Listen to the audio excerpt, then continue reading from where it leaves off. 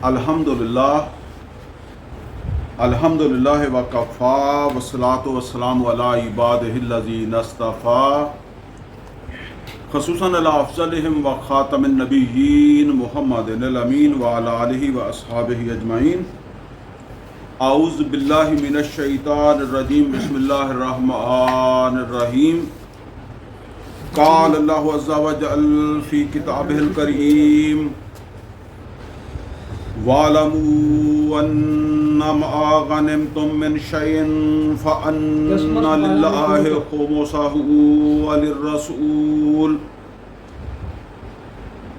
وَلِلرَّسُولِ وَلِذِي الْقُرْبَىٰ وَالْيَتَامَىٰ وَالْمَسَاكِينِ وَابْنِ السَّبِيلِ إِن كُنتُمْ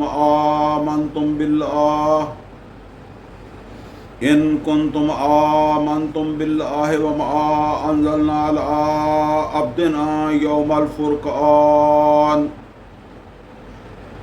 یوم التقى الجمعان واللہ علی کل شیء قدیر۔ صدق اللہ العلی العظیم۔ ربی اشرح لی صدری ویسر لی امری واحلل عقدۃ من لسانی یفقہوا قولی۔ اللہم ارنا الحق حقا وارزقنا اتباعہ وارنا الباطل باطلا وارزقنا اجتنابہ، آمین یا رب العالمین۔ عزیز دوستو، ترجمہ قرآن و مختصر تشریح کے حوالے سے آج ہم انشاءاللہ اپنی کلاس نمبر 37 کا آغاز کرنے لگے ہیں۔ کلاس نمبر 37 کا آغاز ہم سورہ انفال کی آیت نمبر 41 سے کریں گے، اور 10واں سپارہ بھی یہاں سے ہی شروع ہوتا ہے، اور یہ آیت نمبر 41 ہے سورہ انفال کی جو میں نے ابھی جس کی تلاوت کی ہے۔ اس کا مطلب یہ ہے کہ اب تک جو ہماری 36 کلاسیں ہوئی ہیں اس میں ہم نے سورہ فاتحہ سے لے کر سورہ انفال کی آیت نمبر 44 تک آیت نمبر 40 تک پڑھ لیا ہے۔ تو 40 سے آگے جو ہے وہ اب ہم شروع کرنے لگے ہیں، اور انشاءاللہ آج ہماری یہ اللہ نے چاہا تو سورہ انفال مکمل ہو جائے گی۔ سورہ انفال کے حوالے سے کچھ باتیں میں نے پچھلی دفعہ کی تھی، ان سب کو تو میں نہیں دہرا سکتا، لیکن یہ سمجھ لیں کہ یہ سورہ مبارکہ غزوہ بدر کے بعد نازل ہوئی ہے، اور اس کے اوپر غزوہ بدر جو ہے اس غزوہ بدر کے اوپر جو ہے وہ اللہ تعالیٰ نے اس صورت میں تبصرہ فرمایا ہے، تجزیہ فرمایا ہے۔ جس طرح آپ دیکھتے ہیں کہ دنیا کے اندر یہ تو اب آج دنیا یہاں تک پہنچی ہے نا کہ بھئی کوئی جنگ ہوئی ہے، جس طرح بھی انڈیا پاکستان کا مسئلہ ہوا تھا، وہاں کے لوگوں نے دانشوروں نے تجزیے کیے، اور جو صحیح تجزیے ہوتے ہیں نا وہ بے لاگ ہوتے ہیں، اور اس میں یہ نہیں دیکھا جاتا کہ یہ میرا ہے اور یہ مخالف ہے۔ اس تجزیے کا، صحیح تجزیے کا مطلب یہ ہوتا ہے کہ جو صحیح کام ہوا ہے اس کی اپریسیشن ہو جائے، اور جو غلطی ہوئی ہے اس کی نشاندہی ہو جائے۔ بعض اوقات جیتنے والوں کے اندر بھی کچھ غلطیاں ہوئی ہوتی ہیں، جیت تو گئے لیکن کچھ غلطیاں ہوئی ہوتی ہیں، تو تجزیے دونوں کو کرنے پڑتے ہیں، اور جو جیتنے والے ہوتے ہیں ان کو اس لیے کرنے پڑتے ہیں کہ وہ جو اپنی غلطیاں ہیں وہ ہائی لائٹ ہو جائیں، اور جو ہارنے والے ہوتے ہیں ان میں بھی بعض انہوں نے بڑے اچھے سٹیپ اٹھائے ہوتے ہیں۔ لازمی تو نہیں ہے کہ ہار گئے تو ہر کام ان کا الٹا ہی ہوگا، ٹھیک ہے نا۔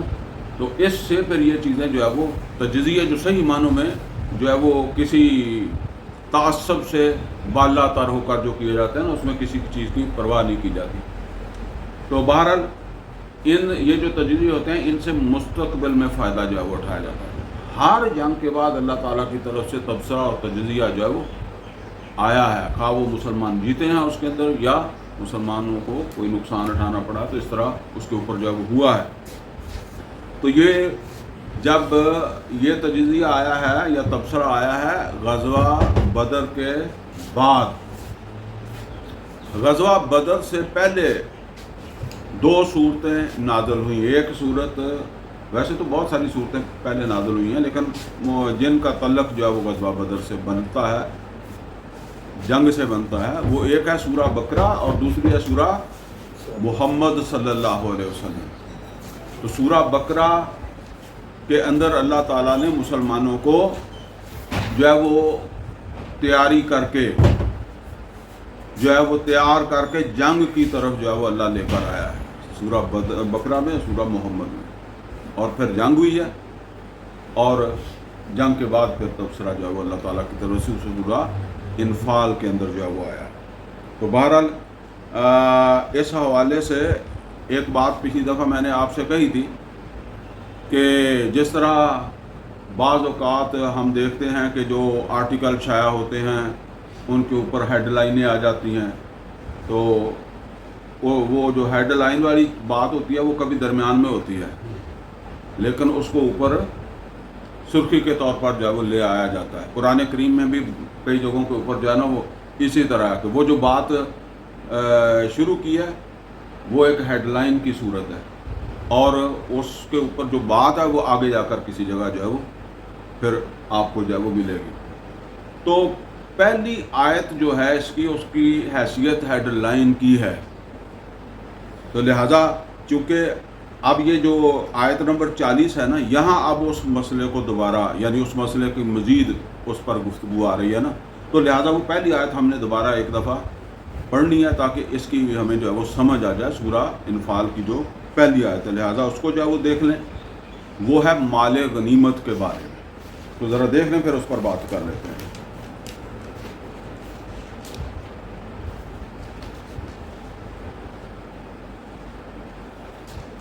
اعوذ باللہ من الشیطان الرجیم، بسم اللہ الرحمن الرحیم. یہ سورہ انفال کی پہلی آیت ہے، ذرا سن لیں.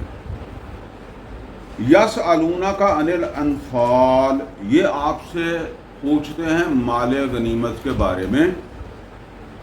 قل الانفال للہ والرسول، تو ان سے کہیں کہ انفال یا مال غنیمت کسی کا نہیں ہے، اللہ کا اور اس کے رسول کا ہے. فاتقوا اللہ، اللہ سے ڈرو، اس کی خواہش بھی اپنے دل سے نکال دو. وَأَصْلِحُوا ذَاتَ بَيْنِكُمْ، اور آپس میں صلح کرو. اب آپ کو اگر اس وقت کا کوئی آپ نے جاگ کر سنا تھا تو آپ کو ان باتوں کا علم ہونا چاہیے کہ اب کچھ لوگوں کے پاس مال غنیمت تھا اور کچھ بالکل خالی تھے، نہیں تھا کسی کے پاس. تو دل تو جنگ تو ختم ہو گئی ہے، تو اب دل تو کرتا ہے نا کہ چلیں جنگ تو ہو گئی ہے تو مال غنیمت میرے پاس بھی کچھ ہونا چاہیے تھا. تو اس وجہ سے پھر یا کسی نے ڈائریکٹ کسی سے کم مانگا، تو جس کے پاس ہے اس کا دینے کو دل نہیں کرتا، ٹھیک ہے نا. تو یا کسی نے اللہ کے رسول صلی اللہ علیہ وسلم سے کہا. کوئی 2-4 بندے ہی ہوں گے چلیں، یا 10 بندے ہوں گے جنہوں نے کہہ دیا، باقی صبر کرنے والے بھی ہوتے ہیں نا بہت سارے. لیکن میں نے ایک مثال دی تھی کہ اگر گھر میں آپ کوئی فروٹ لے کر آئیں اور وہ محدود ہی ہو، یا آپ سمجھ لیں کہ آپ کے 6 بچے ہیں تو آپ 6 سیب لے کر آئیں. ایک بچہ جو ہے اس نے بھاگ کر 2 اٹھا لیے ہیں، تو اب ایک تو محروم رہے گا. تو وہ جو محروم رہے گا وہ شکایت کرے گا اپنے باپ سے یا ماں سے. تو اب جب ماں کے پاس وہ جائے گا تو اس کو غصہ ماں پر آئے گا یا اس پر آئے گا جس نے شکایت کی ہے؟ تو شکایت کرنے والے پر غصہ آئے گا. تو اب ظاہر ہے کہ اگر کسی نے جا کر اللہ کے رسول صلی اللہ علیہ وسلم سے کہا کہ بھئی اس سے دلوا دیں، اس کے پاس زیادہ ہے، مجھے بھی ضرورت ہے، تو اس کو لازماً غصہ آئے گا. تو یہ آپس کے اندر ایک رنجش جو ہے وہ پیدا ہوئی. تو اب پھر اللہ تعالیٰ کی طرف سے حکم آ گیا کہ یہ جو مال غنیمت ہے یہ کسی کا نہیں ہے، یہ اللہ اور اس کے رسول کا ہے، اور اس کو رکھ دو ایک جگہ جہاں اللہ کے رسول کہتے ہیں نا وہاں اس کو رکھ دو، اور اپنے آپ کو کر لو ہلکا فارغ، تمہارا کچھ نہیں ہے. اور وہ جو آپس کے اندر اگر تو مطلب فتق اللہ، اگر اللہ سے ڈرتے ہو تو پھر اس کی خواہش ہی دل سے نکال دو. یعنی جس کے پاس تھا وہ بھی اور جس کے پاس نہیں تھا برابر ہو جاؤ. اور آپس کے اندر معاملات ٹھیک کرو، صلح کرو، رنجش ختم کرو. وَأَطِیعُوا اللَّهَ وَرَسُولَهُ، اور کہنا مانو، اطاعت کرو. ویسے تو ہر کام میں اطاعت کرو، فوراً رکھو جیسے کہتے ہیں. ان کنتم مومنین، اگر تم مومن ہو، ٹھیک ہے نا، یعنی یہی تمہارا امتحان بن جائے گا کہ تمہارا رکھنے کو دل کرتا ہے کہ نہیں کرتا. جنگ تو جیت لی ہے، بے شک وہاں تم نے 2 بندے مار دیے، 4 بندے مار دیے، ٹھیک ہے نا. اب یہی تمہارے ایمان کا ثبوت ہے کہ تم مال رکھتے ہو، یا خوش دلی سے رکھتے ہو، یا تنگ دلی سے رکھتے ہو، یا تمہارا رکھنے کو دل نہیں چاہتا. اچھا، ویسے اس سے اگلی 2-3 آیات بھی ہم نے دوبارہ ان پر آنا ہے، لیکن فی الحال جو آ جائیں اب اسی پر. یہ مال غنیمت جو ہے وہ رکھوا لیا گیا، یہ ایک اہم مضمون ہے. اس کو میں نے پہلے بھی اس کا ذکر کیا تھا سورہ آل عمران کے اندر میں، اب بھی تھوڑا سا اس کا میں نے ذکر کرنا ہے کیونکہ یہ اہم بات ہے. اب اللہ تعالیٰ کی طرف سے اور باتیں آپ پڑھ چکے ہیں پچھلی کلاس میں، مال غنیمت کا کوئی اس میں ذکر نہیں آیا.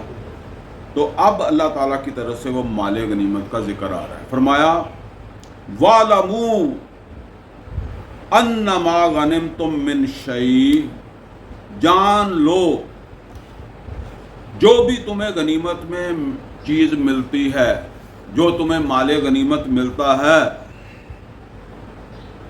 فَأَنَّ لِلَّهِ خُمُسَهُ وَلِلرَّسُولِ، تو اس کا 5واں حصہ اللہ اور اس کے رسول کے لیے ہے.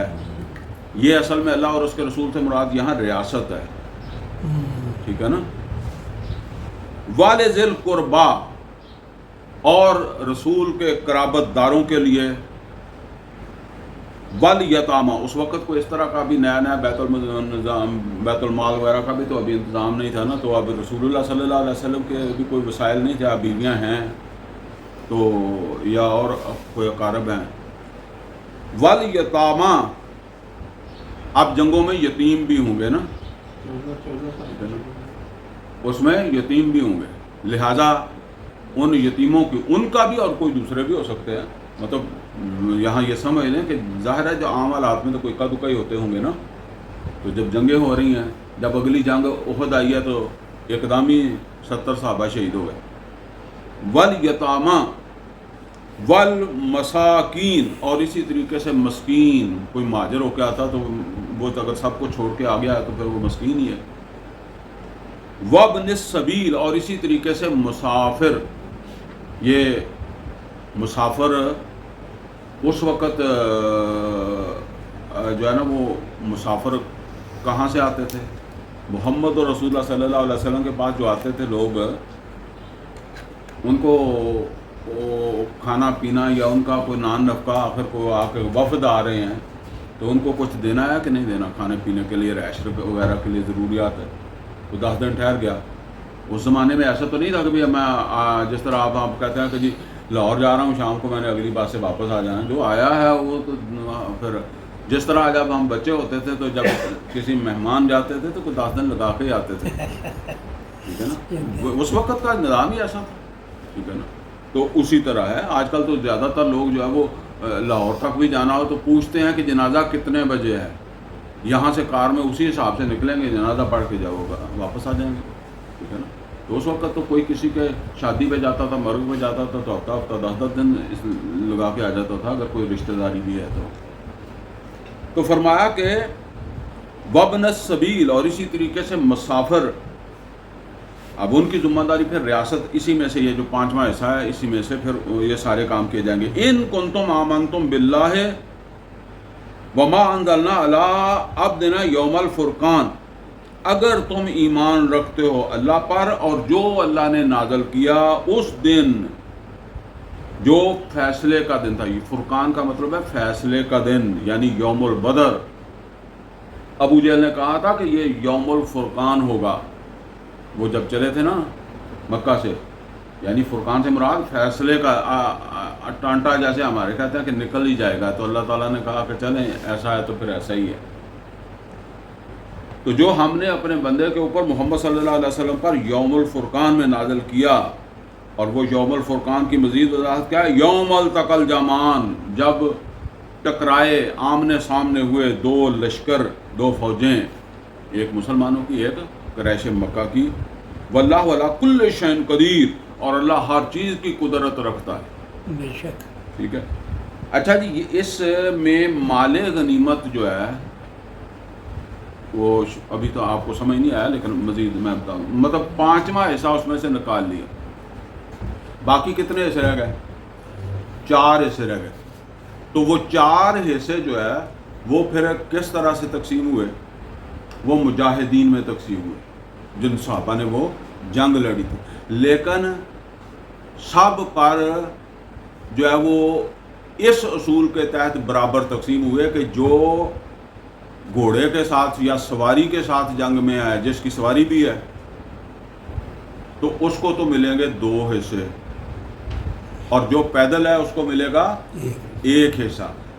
अब जाहिर है उसकी सवारी भी है, उससे वो भी खाती है, चारा खाती है, दूसरे उसके लवाजमात भी है ना, तो ये इसका भी पेट है, ये 2 पेट हैं समझ लें, एक सवारी का और एक अपना, और जो पैदल है उसका अपना ही है।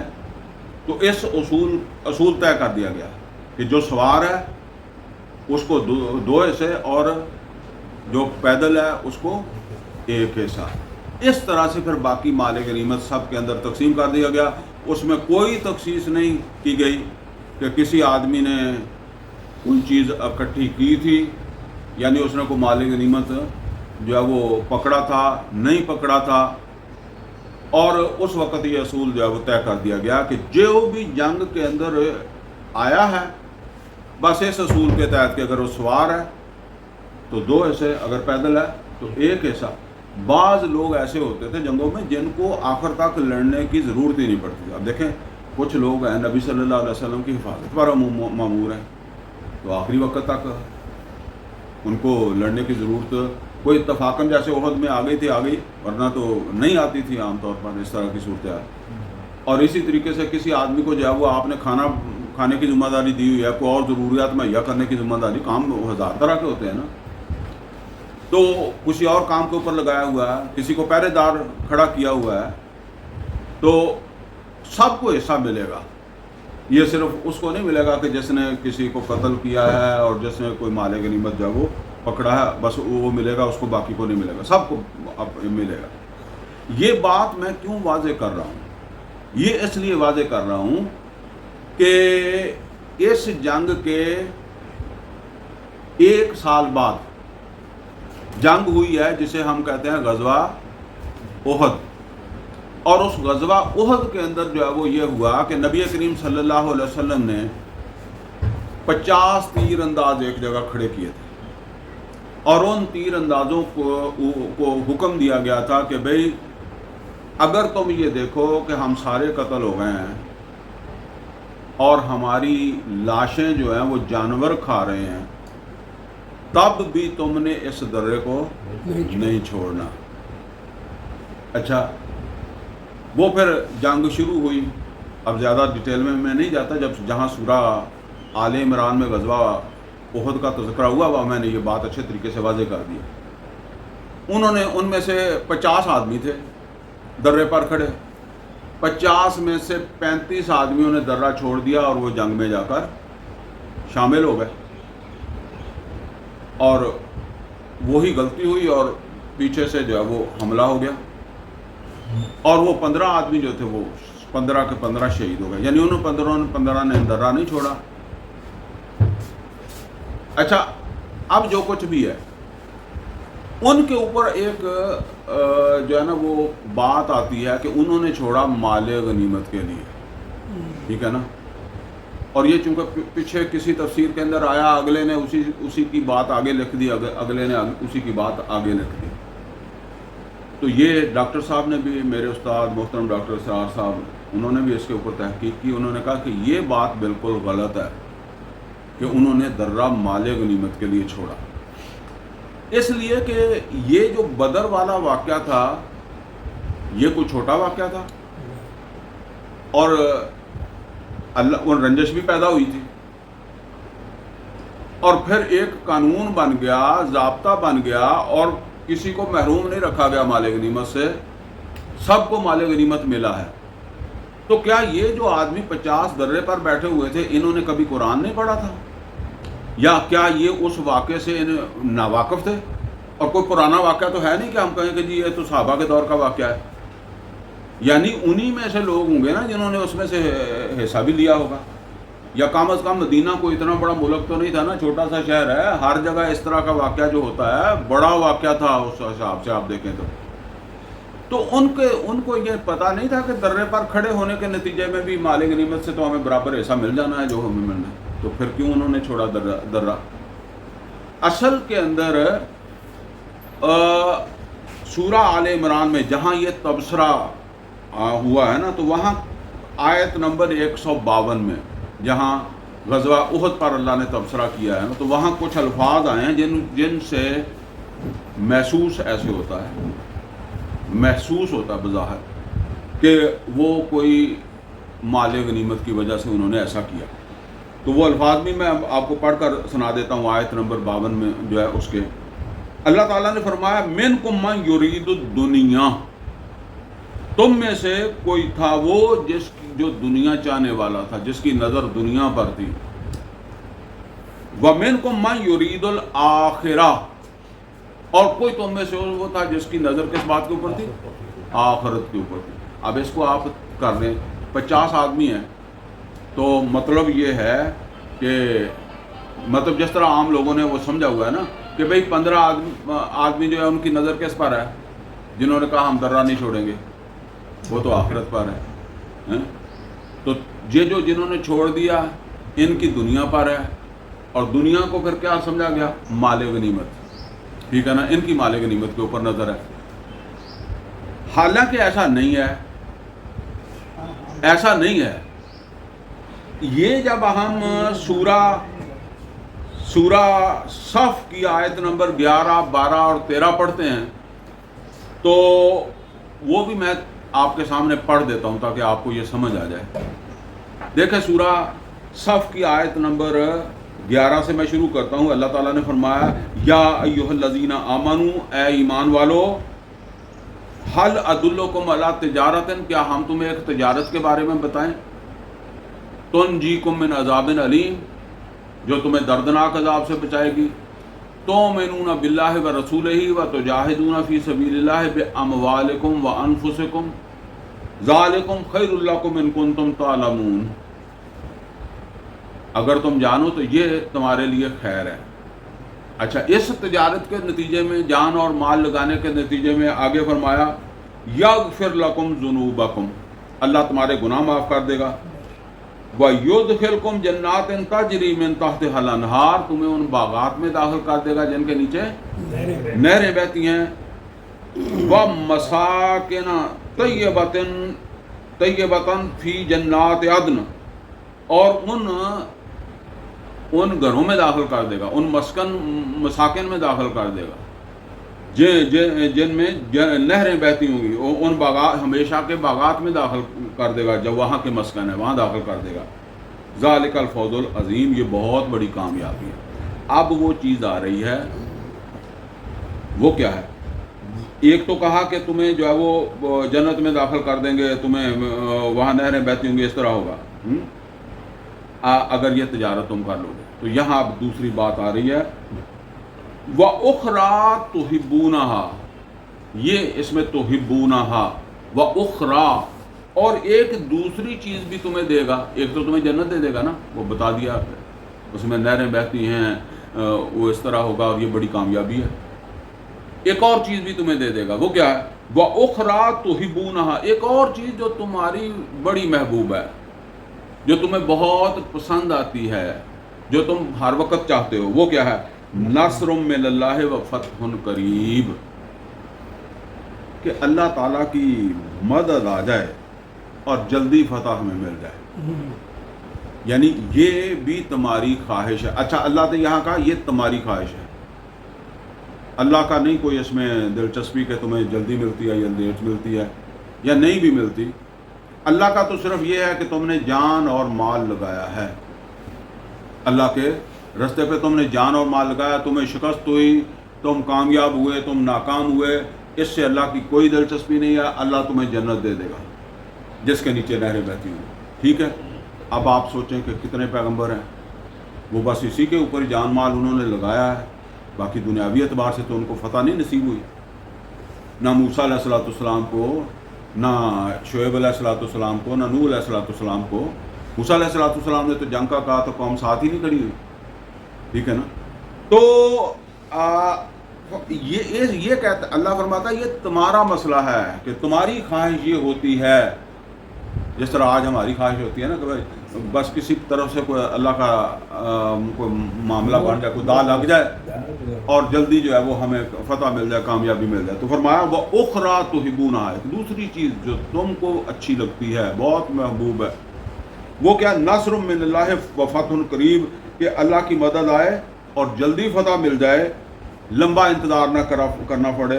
फरमाया व बश्शिरिल मोमिनीन, जो ईमान वाले हैं और जान और माल लगाने वाले हैं तो इसकी खुशखबरी है मोहम्मद सल्लल्लाहु अलैहि वसल्लम, उनको भी दे दें कि ये भी तुम्हें मिल जाएगा, यानी जल्दी फतह भी मिल जाएगी, अल्लाह की मदद भी आ जाएगी, लेकिन पहले दो शर्तें क्या हैं, तुम जान और माल जो है वो इस पर जो है वो लगाओ।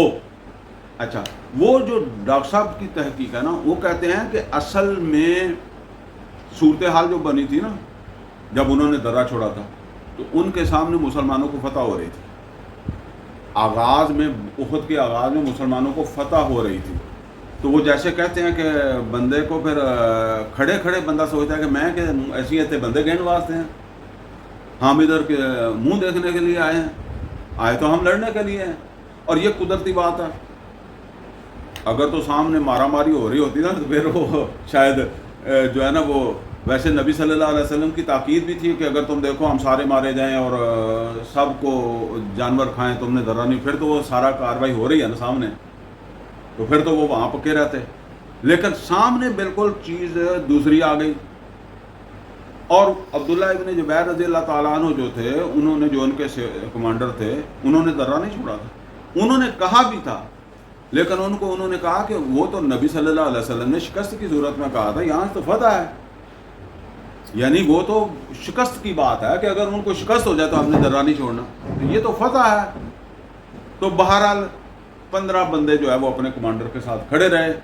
तो अल्लाह ताला ने यहाँ जो फरमाया कि मिनकुम मन युरीदुल आखिरा, जिसकी नज़र आखिरत पर थी, वो ये 15 बंदे हैं। ठीक है, कि हमें हमारा कमांडर हुक्म दे रहा है ना, तो बेशक हम अब किसी बंदे को मारते हैं या नहीं मारते, बाद औक़ात हो जाता है ना, चलें जी थोड़ा धक्का हम भी लगवा दें, जल्दी काम हो जाएगा, 50 बंदे यहाँ खड़े हैं। तो इन्होंने जो है ना, वो उस वक्त हो सकता है वो 35 जाते हुए इनको ताने देते गए होंगे, ठीक है ना, बस तुसी संभालियो फिर इत्थे ही रहो, तुहाडा ही इत्थे बड़ी पक्की ज़रूरत है। तो बाद में अल्लाह ताला ने फरमाया कि वो जो थे उन्होंने बस वो अल्लाह और उसके रसूल की बात जो थी उसको मजबूती से पकड़ा था और अपना मुकामी कमांडर जो है ना वो उसका हुक्म जो है वो माना। असल बात यहाँ ये हुई कि जो मुकामी कमांडर थे ना उनकी बात नहीं मानी, ये नहीं कि उन्होंने अल्लाह के रसूल की बात नहीं मानी, अल्लाह के रसूल की जो बात थी वो उनको इस तरह समझ आई कि वहाँ तो ये था कि अगर हम सारे मर जाएं, यानी शिकस्त की एक सूरत की बात हो रही थी, और जबकि यहाँ फतह की बात हो रही है, यहाँ हमारे सामने फतह हो रही है, तो हम इसमें पार्टिसिपेट करते हैं और हम भी हिस्सा लेते हैं। जाके 50 बंदे यहाँ खड़े रहें, 600 लड़ रहा है, 650 वहाँ पहुँचा था ना, तो 600 लड़ रहा है 3000 के साथ, तो हम 50 आदमी क्या कर रहे हैं, हम भी साथ मिल जाएं। तो इस वजह से जो है वो कहा। तो वो जिन्होंने दर्रा छोड़ दिया था उनके बारे में फिर क्या बात आई कि उनकी नज़र दुनिया की फतह पर थी, कि अल्लाह की मदद आ गई है और नसरुम मिनल्लाह है फतह करीब, तो फतह करीब करिए जिन्हें जैसे कहते हैं ना, जल्दी फतह हो, इस वजह से उन्होंने दर्रा छोड़ा था। तो ये चूँकि एक अकल मेरी पहले भी नहीं मानती थी यार, 50 आदमी जो रात दिन कुरान पढ़ने वाले हैं, और फिर ये है कि बदर हो चुकी है और उसमें सब कुछ देख चुके हैं वो लोग, चलें किसी को कोई नया शामिल हुआ हो और उसको नहीं भी पता, तो कोई एक आध बंदा तो ऐसा नहीं था जो उनको बताता कि भाई वो जो कुछ बदर में हुआ था, माले गनीमत जिस तरह तकसीम हुआ था उसी तरह ही होना है, ठीक है ना। तो बहरहाल ये है असल के अंदर वो चीज़ कि वो सहाबा माले गनीमत के लिए उन्होंने नहीं छोड़ा था, उन्होंने छोड़ा था जल्दी फतह, और अल्लाह ताला की नुसरत उन्हें महसूस हुई तो जल्दी फतह के लिए उन्होंने कहा चले ہم بھی اس میں حصہ لیتے ہیں. اب آگے چلیں جی. اذ انتم بالعدوۃ الدنیا، اور جس وقت تم جو ہے وہ قریب کے کنارے پر تھے. قریب کے کنارے سے مراد یہ ہے مدینے سے جو ہے وہ جو کنارہ، اب ظاہر ایک آپ سمجھ لیں کہ یہ ایک میدان ہے، ایک فوج ادھر کھڑی ہے، ایک ادھر کھڑی ہے، تو مدینے سے جو قریب کنارہ تھا، کیونکہ مسلمان ادھر سے آئے تھے نا، تو اس کنارے کے اوپر جو وہ مسلمان تھے. وَهُمْ بِالْعُدْوَةِ الْقُصْوَىٰ، اور وہ تھے جیسے ہم کہتے ہیں پرلے کنارے پر.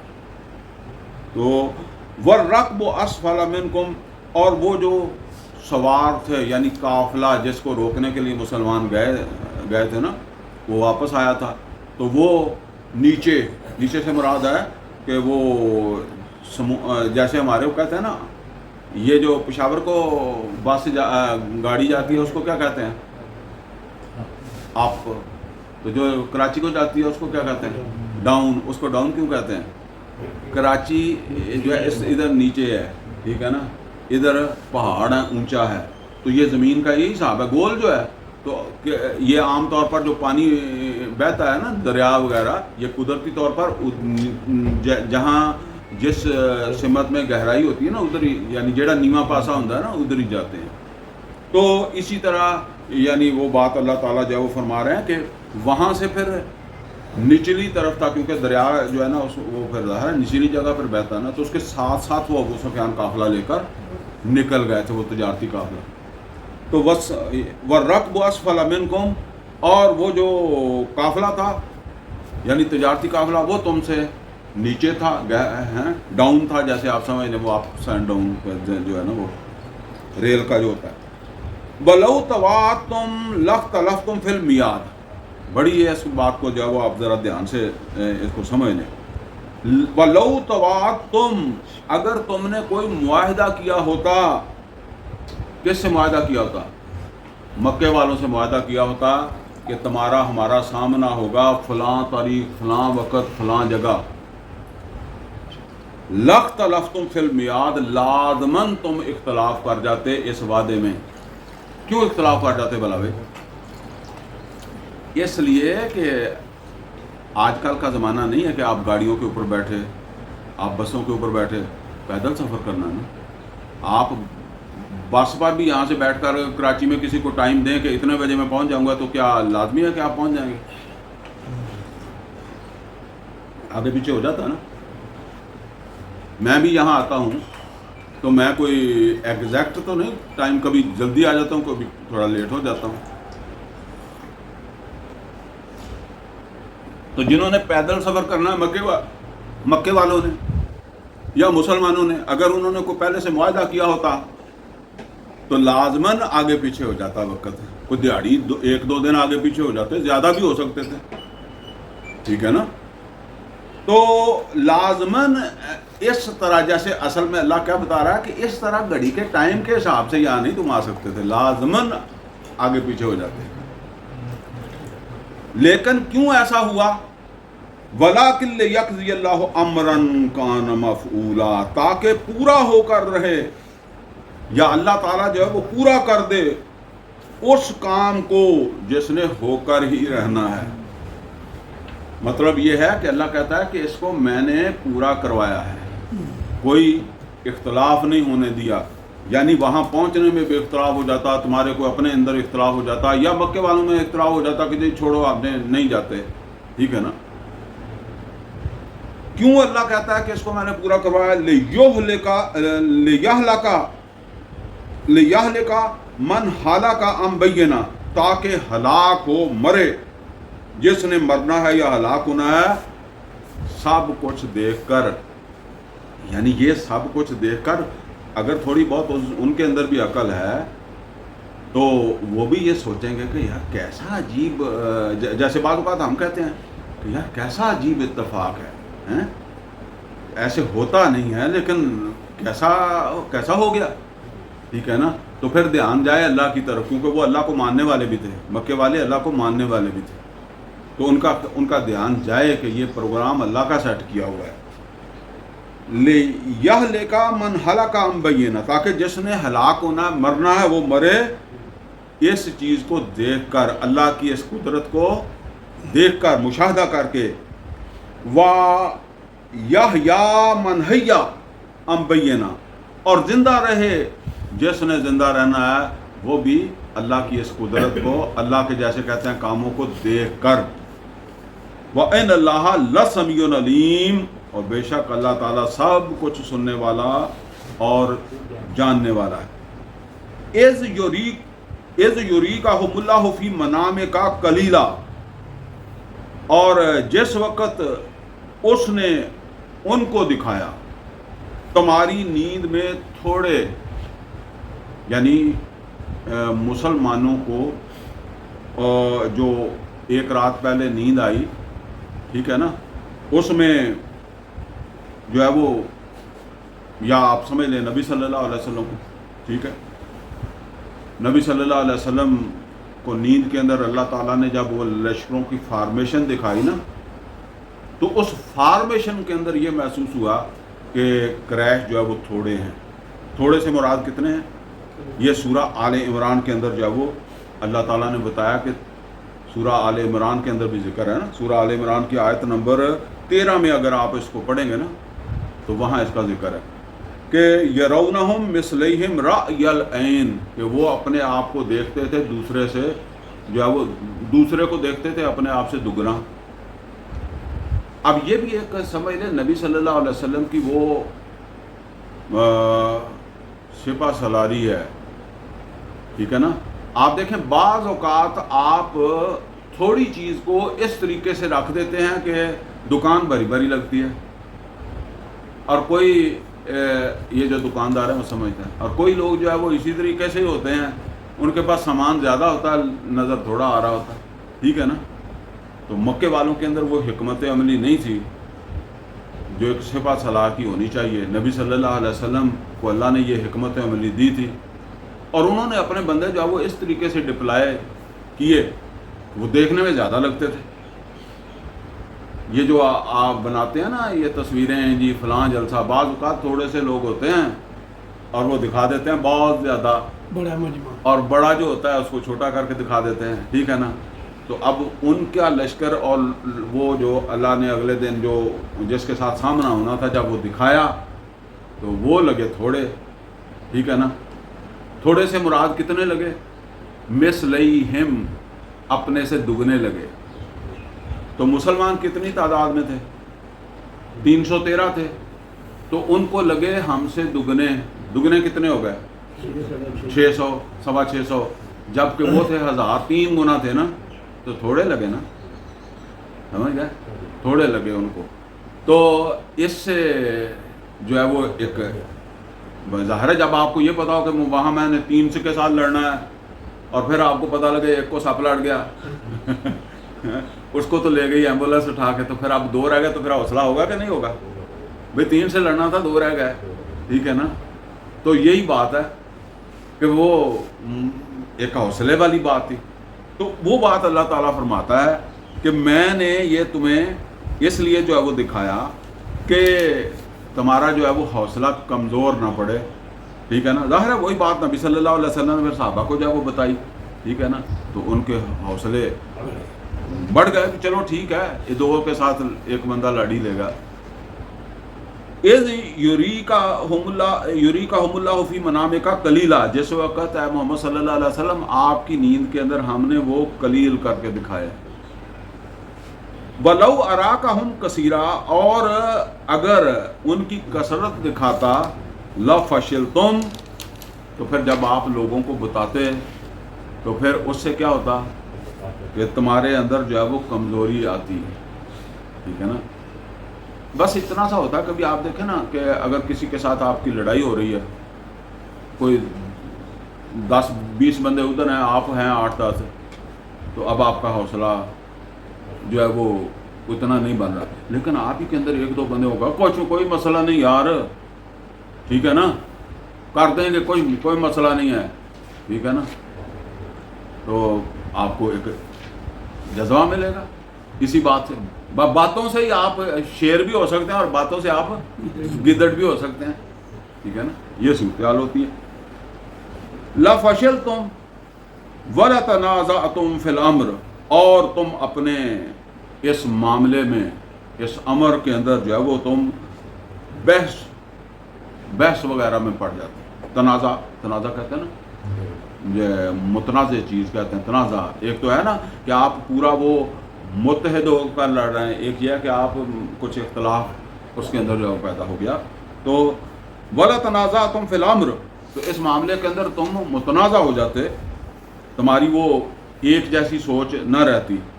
وَلَٰكِنَّ اللَّهَ سَلَّمَ، لیکن اللہ نے اس کو سلامت رکھا، تمہیں تنازع سے بچائے رکھا.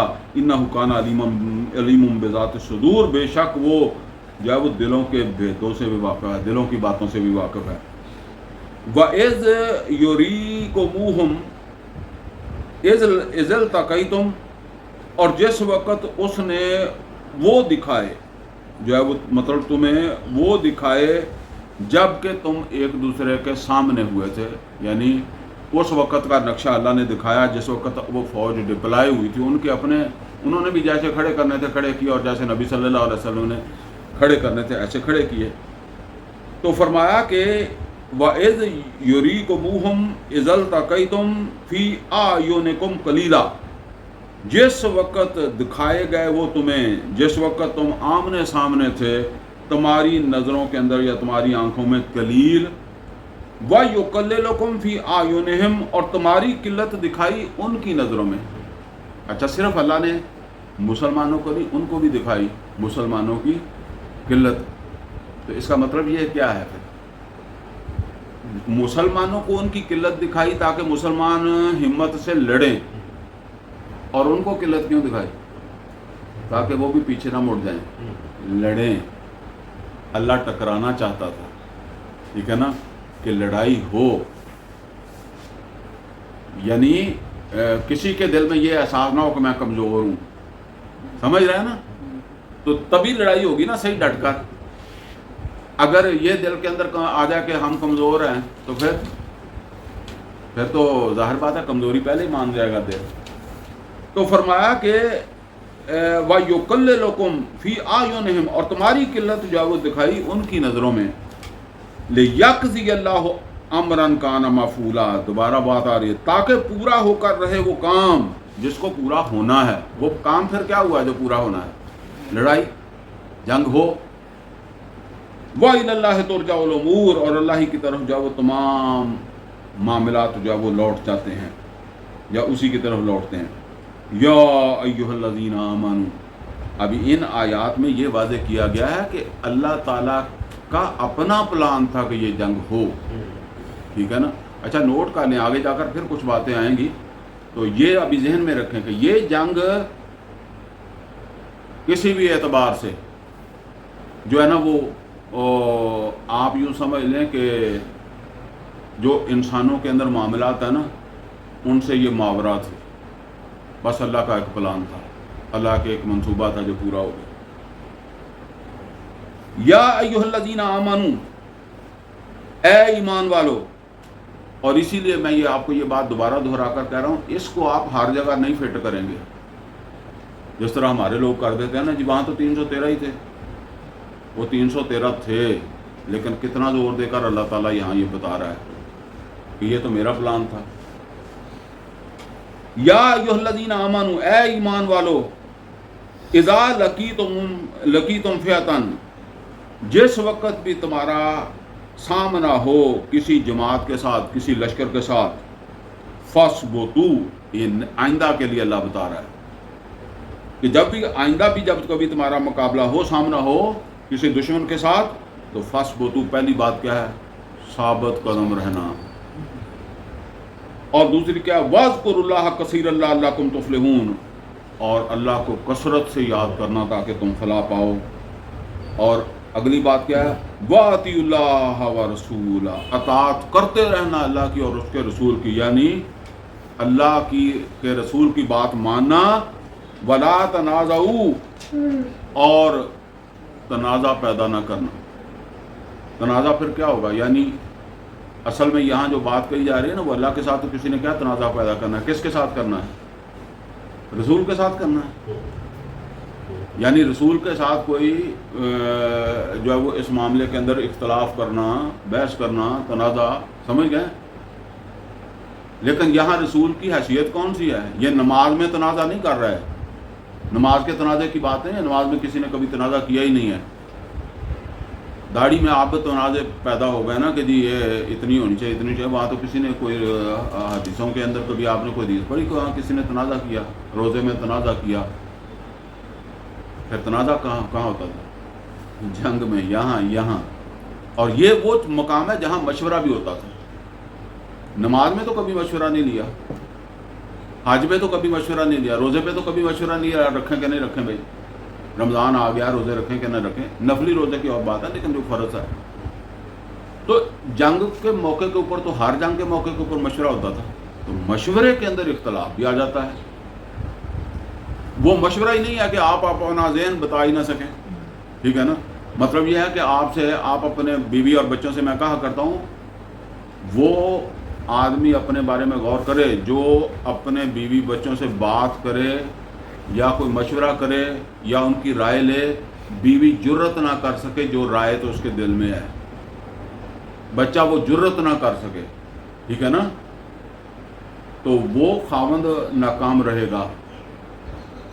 میں یہ نہیں کہتا کہ بچے نے جو کہہ دیا وہ بالکل ٹھیک ہوگا اور بیوی نے جو کہہ دیا وہ بالکل ٹھیک ہوگا، لیکن اس کے اندر اتنا کرج ہونا چاہیے کہ وہ جو اس کے دل میں، دیکھیں نا، اگر جو اس کے دل میں ہے وہ آپ کے سامنے بیان کر دے گی تو آپ کو تو پتہ لگ گیا نا کہ میری بیوی کی سوچ فکر یہاں تک ہے، تو آپ کو اس کی اصلاح کا ایک موقع مل جائے گا۔ بچے نے جو بچے کے دل کے اندر آ گیا اس نے کہہ دیا تو آپ کو اصلاح کا موقع مل گیا بچے کی۔ اور اگر آپ نے جو ہے وہ شیر والا ماحول بنایا ہوا ہے کہ شیر گھر میں داخل ہوا تو بچے کی بھی جرت ختم، بیوی کی بھی جرت ختم، تو پھر بیوی کرے گی ہمسایوں کے پاس جا کر بات، بچہ کرے گا اپنے دوستوں کے اندر بیٹھ کر بات، اور پھر آپ کو دیکھے گا تو اس کمرے میں گھس جائے گا، بیوی بھی مجبوری کے ساتھ آپ کے ساتھ بیٹھے گی، ٹھیک ہے نا، اور بات کوئی نہیں کرے گی، پھر دوسرے کمرے میں گھس جائے گی۔ اور جب ان کی عمر ہو گئی، بچے جو ہے وہ بڑے ہو گئے، ٹھیک ہے نا، تو پھر جیسے وہ لال ٹوپی والا بیٹھا ہوا ہے نا، 6 بچوں کا مطلب 6 بچوں کا باپ، اور بچے، بیوی طلاق لے کے چلی گئی عدالت سے، ٹھیک ہے نا، تو میں نے اس سے پوچھا، میں نے کہا تو بھی کوئی کام کرتا ہی ہوگا نا، اگر 6 بچوں کی ماں جو طلاق لے رہی ہے تو نہیں، مجھے کہتا ہے کہ تھوڑی سی کو گالی گلوچ کرنے کی عادت تھی، تو اب اکیلا پھر رہا، ٹھیک ہے؟ یہ نوٹ کر لیں، میں یہ بات نہیں کرنا چاہتا، لیکن میں یہ آپ سب کو سبق دے رہا ہوں کہ یہ نہ ہو کہ پھر اس عمر میں آپ بھی یہ کہیں کہ جی بیوی اور بچے ایک طرف ہیں، میں نے ساری زندگی ان کو پالا ہے اور میں اب دھکے کھا رہا ہوں، ٹھیک ہے نا؟ تو ہم نہیں سمجھتے کہ بیوی کو گالی دے دی ہے تو بیوی بھول گئی، بیوی کو تھپڑ مار دیا بیوی بھول گئی، بھولی کہاں ہے؟ اگر تمہاری ماں کو کسی نے، تمہارے باپ نے گالی دی ہے تو تم بھول گئے ہو؟ آج باجوہ صاحب ہیں، آپ ہیں، خالد صاحب ہیں، میں ہوں، اگر میری آنکھوں کے سامنے میرے باپ نے میری ماں کو گالی دی تو میں بھول گیا؟ یا اس نے ڈنڈا مارا تو میں بھول گیا؟ یا اس نے کوئی اس طرح کی، میرے یعنی باپ نے میرے جو ماموں تھے یا میرے نانا نانی تھے ان کی ساتھ کو بدسلوکی کی تو میں بھول گیا؟ میں نہیں بھولا تو میری ماں کیسے بھول گئی؟ تو یہ تو اب وہ اس کا چکانے کا وقت ہے۔ بہرحال یہ جو ہے نا وہ ایک بات پتہ نہیں کہاں سے چلی اور کہاں پہنچ گئی تھی، مجھے اب یہ بھی نہیں ہے ذہن کے اندر کہ جو ہے نا وہ بات کہاں سے شروع ہوئی تھی۔ لال ٹوپی والا کون؟ وہ بیٹھے ہوئے صاحب کو، اچھا، بہرحال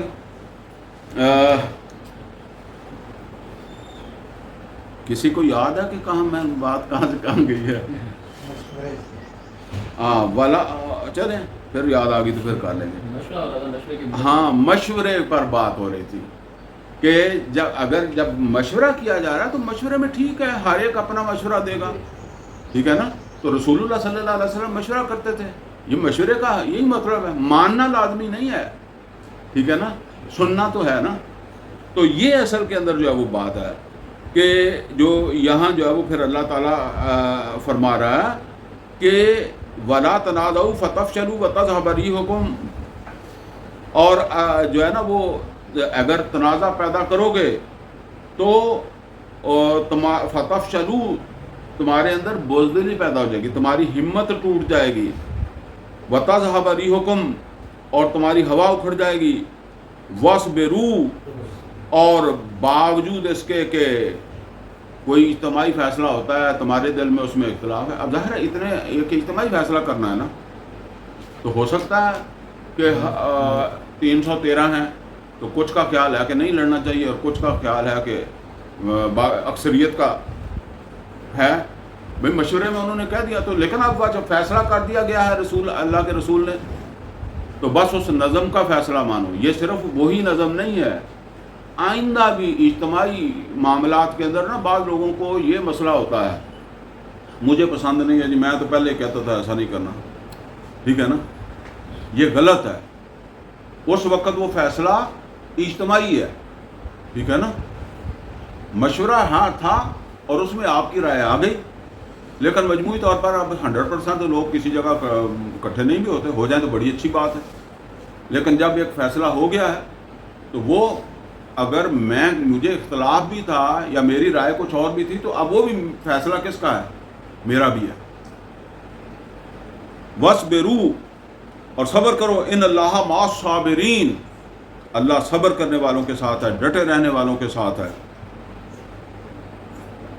وَلَا تَكُونُوا كَالَّذِينَ خَرَجُوا مِن دِيَارِهِمْ بَطَرًا، اور نہ ہو جانا ان لوگوں کی طرح جو نکلے تھے اپنے گھروں سے اتراتے ہوئے.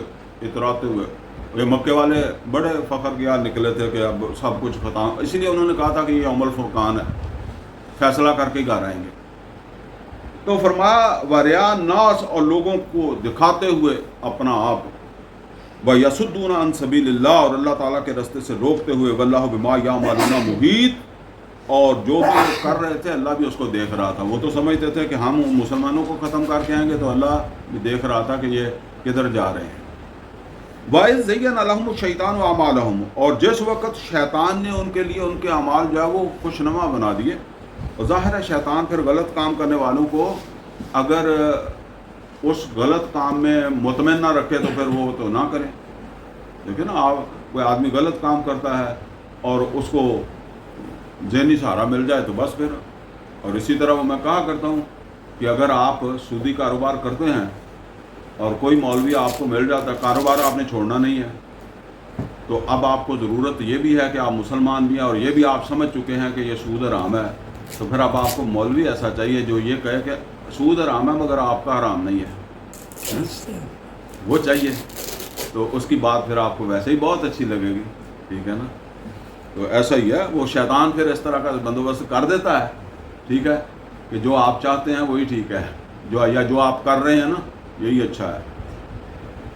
وَقَالَ لَا غَالِبَ لَكُمُ الْيَوْمَ مِنَ النَّاسِ، اور اس نے کہا آج تمہارے اوپر کوئی غالب نہیں آ سکتا، انی جار لکم، میں بھی تمہارے ساتھ ہوں. یہ کہتے ہیں کہ قریش کا ایک قبیلہ تھا کنانا، یہ ان دنوں میں جب بدر ہوئی ہے نا تو یہ قبیلہ جو ہے وہ قریش سے کسی وجہ سے ناراض تھا. تو جب سارے قبیلے جو ہے وہ جنگ کے لیے آ رہے تھے تو وہ کنانا قبیلہ جو تھا نا انہوں نے کہا ہم تو نہیں تمہارے ساتھ جاتے، جس طرح بعض اوقات ہوتا ہے. اور وہ کافی تگڑا قبیلہ تھا، کافی لوگ تھے ان کے، تو قریش کے دل میں یہ بات تھی کہ اگر وہ بھی آتے ہیں ہمارے ساتھ تو اچھی بات تھی. تو جب یہ میدان میں کے قریب ہوئے نا احد کے، یا کچھ سفر انہوں نے کر لیا، تو شیطان کہتے ہیں کہ باقاعدہ وہ قبیلہ کنانا جو تھا اس کے سردار کی شکل دھار کر ان کے پاس آیا، انسانی روپ میں ان کے پاس جو ہے وہ آیا. تو اس نے آ کر ان سے کہا کہ بس وہ پیچھے ہم نے سوچا تھا، مشورہ کیا تھا، تو انہوں نے کہا کہ یہ تو اجتماعی مسئلہ ہے تو ہمیں اختلاف نہیں کرنا چاہیے، تو میں آ گیا جلدی، باقی میرے آدمی پیچھے آ رہے ہیں، باقی میرا قبیلہ پیچھے لڑنے کے لیے جو وہ آ رہا ہے تاکہ حوصلے میں رہیں اور یہ جو ہے وہ آگے بڑھیں. تو جب وہ میدان میں پہنچ گئے تو وہاں وہ غائب ہو گیا. وہ تو تھا شیطان، ٹھیک ہے نا. تو وہ ڈھونڈیں کہ وہ سردار کدھر گیا, اس کے تو بندے انہوں نے پیچھے آنا تھا. تو اس کا اللہ تعالیٰ نے ذکر کیا کہ وہ جو ہے اس نے کہا کہ وَإِنِّي جَارٌ لَكُمْ, میں بھی تمہارے ساتھ ہوں. فَلَمَّا تَرَاءَتِ الْفِئَتَانِ, تو جس وقت جو ہے وہ اس نے دیکھا کہ دونوں گروہ یا دونوں لشکر آمنے سامنے ہو گئے ہیں, اس کو تسلی ہو گئی کہ آپ پیچھے نہیں ہٹتے, اب تو کسی نہ کسی طرح بات لگے گی. نَاقَصَ عَلَىٰ عَقِبَيْهِ, تو پھر وہ پیچھے پھر گیا. وَقَالَ إِنِّي بَرِيءٌ مِّنكُمْ, تو اس نے کہا کہ اب آگے کام تمہارا ہی ہے, میں نے یہاں تک تمہیں پہنچانا تھا تو میں اب تم سے لا تعلق ہوں. انی ارا ما لا ترون, میں وہ کچھ دیکھ رہا ہوں جو تم نہیں دیکھ رہے. اس کو تو وہ اللہ کے منصوبے نظر آ رہے ہوں گے, فرشتے بھی نظر آ رہے ہوں گے, تو انہوں نے کہا میں وہ کچھ دیکھ رہا ہوں جو تم نہیں دیکھ رہے. انی اخاف اللہ, اور میں تو اللہ تعالیٰ سے جو ہے وہ خوف کھاتا ہوں. واللہ شدید العقاب, کیونکہ اللہ تعالیٰ سزا بڑی سخت دیتا ہے. تو وہ تو وہاں سے ہٹ گیا. اذ یقول المنافقون, اور جس وقت جو ہے وہ کہہ رہے تھے منافق, والذین فی قلوبہم مرض, یا وہ لوگ جن کے دلوں کے اندر جو ہے وہ بیماری تھی, روگ تھا. غر ہؤلاء دینہم, ان لوگوں کو ان کے دین نے دھوکہ دے دیا. یہ اصل کے اندر جب اس وقت کی بات ہے جب مدینے سے مسلمان نکل رہے تھے, تو مدینے میں آپ کو پتہ ہے ایک مشورہ بھی ہوا تھا. وہ مشورہ یاد ہے کس لیے ہوا تھا؟ وہ یہ لشکر سے لڑنے کے لیے نہیں ہوا تھا, پچھلی کلاس میں واضح کر چکا ہوں. وہ تھا قافلے کا, تجارتی قافلے کا پیچھا کرنے کے لیے مشورہ. تو اس کا پیچھے ذکر بھی آیا ہے پچھلی کلاس کے اندر, جو ہے وہ ذکر بھی اس کا جو ہے وہ آیا. تو اس وقت کچھ یہود سے معاہدہ تھا نا مسلمانوں کا, وہ کر لیے تھے نبی صلی اللہ علیہ وسلم, جسے میثاق مدینہ کہتے ہیں. تو کچھ لوگ یہودیوں کے زیر اثر بھی تھے.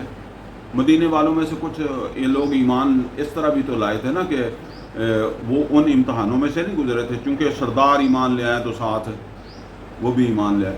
تو ویسے بھی بدر میں نبی صلی اللہ علیہ وسلم نے سب کو حکم نہیں دیا تھا کہ سب لڑائی کے لیے جائیں, آپشنل تھی یہ بھی لڑائی, ٹھیک ہے نا, کیونکہ قافلہ ہی قافلے کے ساتھ 50-60 بندے تھے, 50-60 بندوں کے لیے 313 کافی تھے. تو پھر آپ نے لازم نہیں کیا تھا سب جائیں. تو کچھ لوگ آپس کے اندر وہ یہودی جو ہے نا وہ اور اس طرح کے وہ سوچتے تھے کہ یہ کیا مشورے کر رہے ہیں, یہ خام خواہ جا کر جو ہے وہ قریش کے ساتھ جو ہے وہ, جب کہ قریش کا سردار آ رہا ہے قافلے کے ساتھ, ان کی کوئی عقل کام نہیں کرتی یا غلط فیصلہ کر رہے ہیں, ٹھیک ہے نا, اپنے سے یعنی جان بوجھ کر جو ہے وہ جسے کہتے ہیں کہ ایک بڑی چیز کو چھیڑ رہے ہیں, ٹھیک ہے نا, بڑی طاقت کو خود چھیڑ رہے ہیں. تو وہ بات ہے.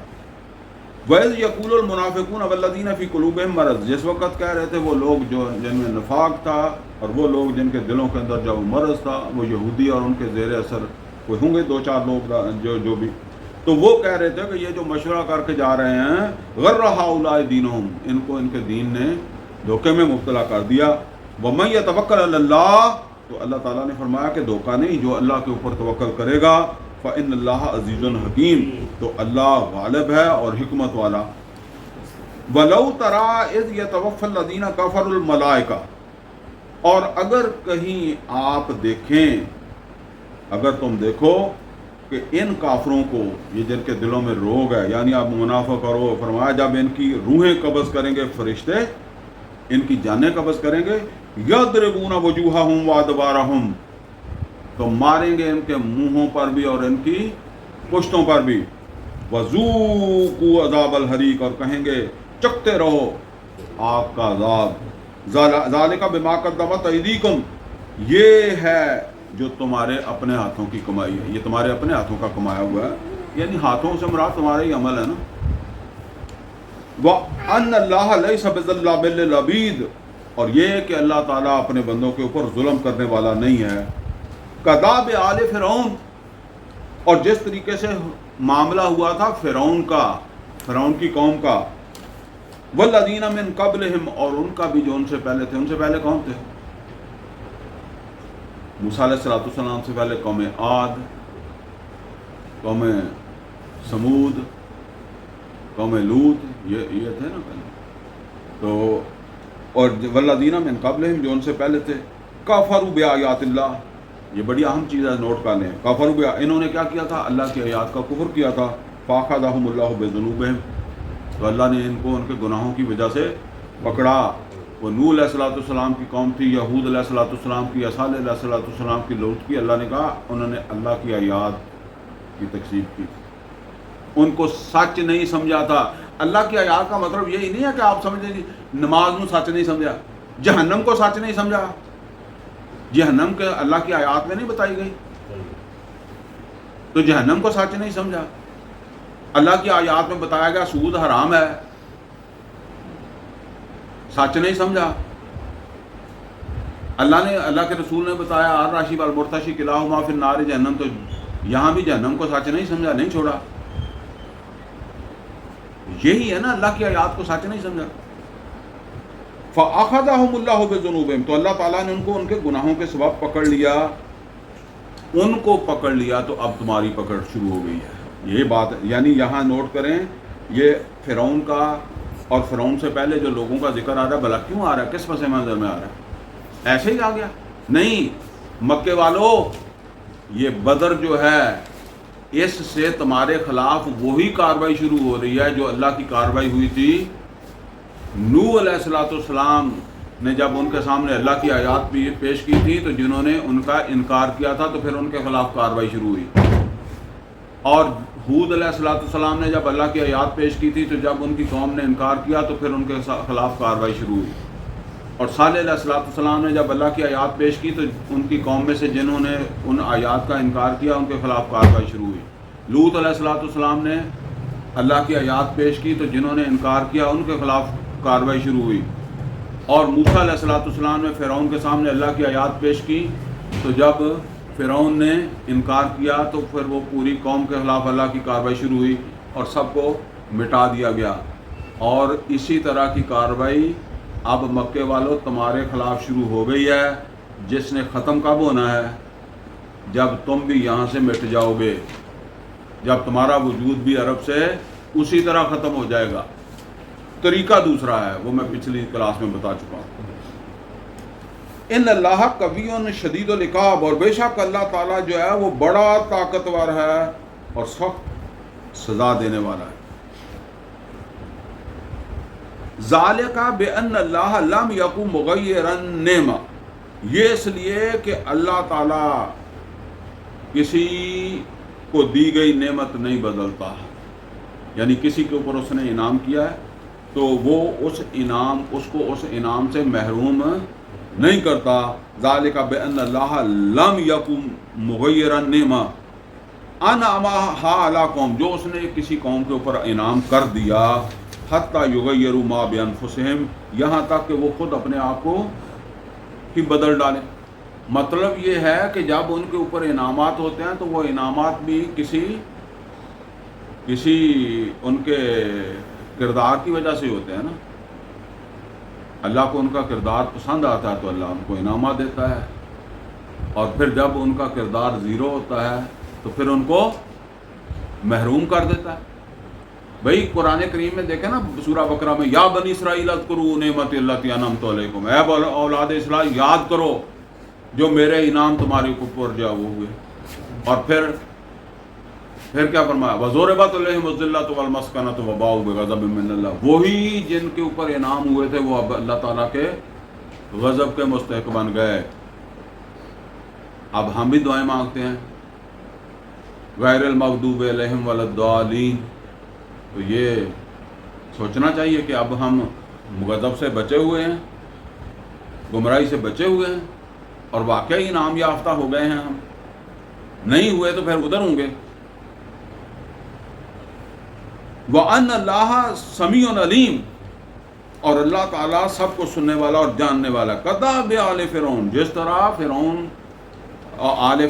فرعون کی جو قوم تھی اس کا معاملہ ہوا.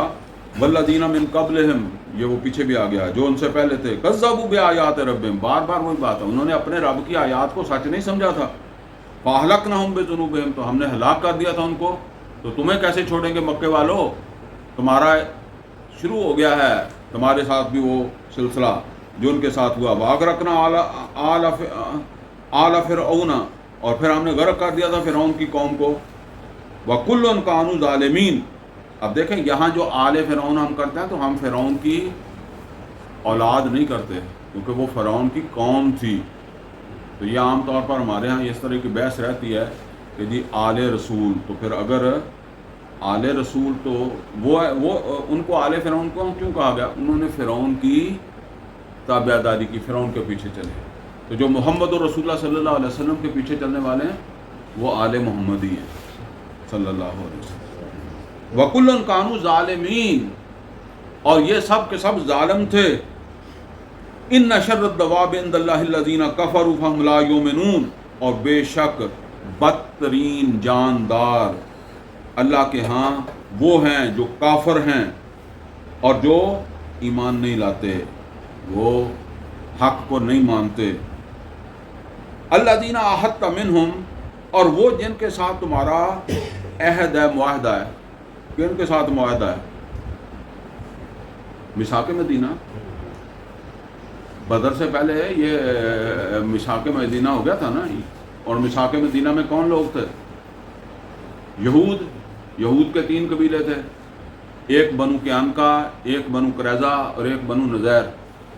ٹھیک ہے نا، یہ 3 قبیلے تھے. ان کے ساتھ معاہدہ ہو گیا تھا.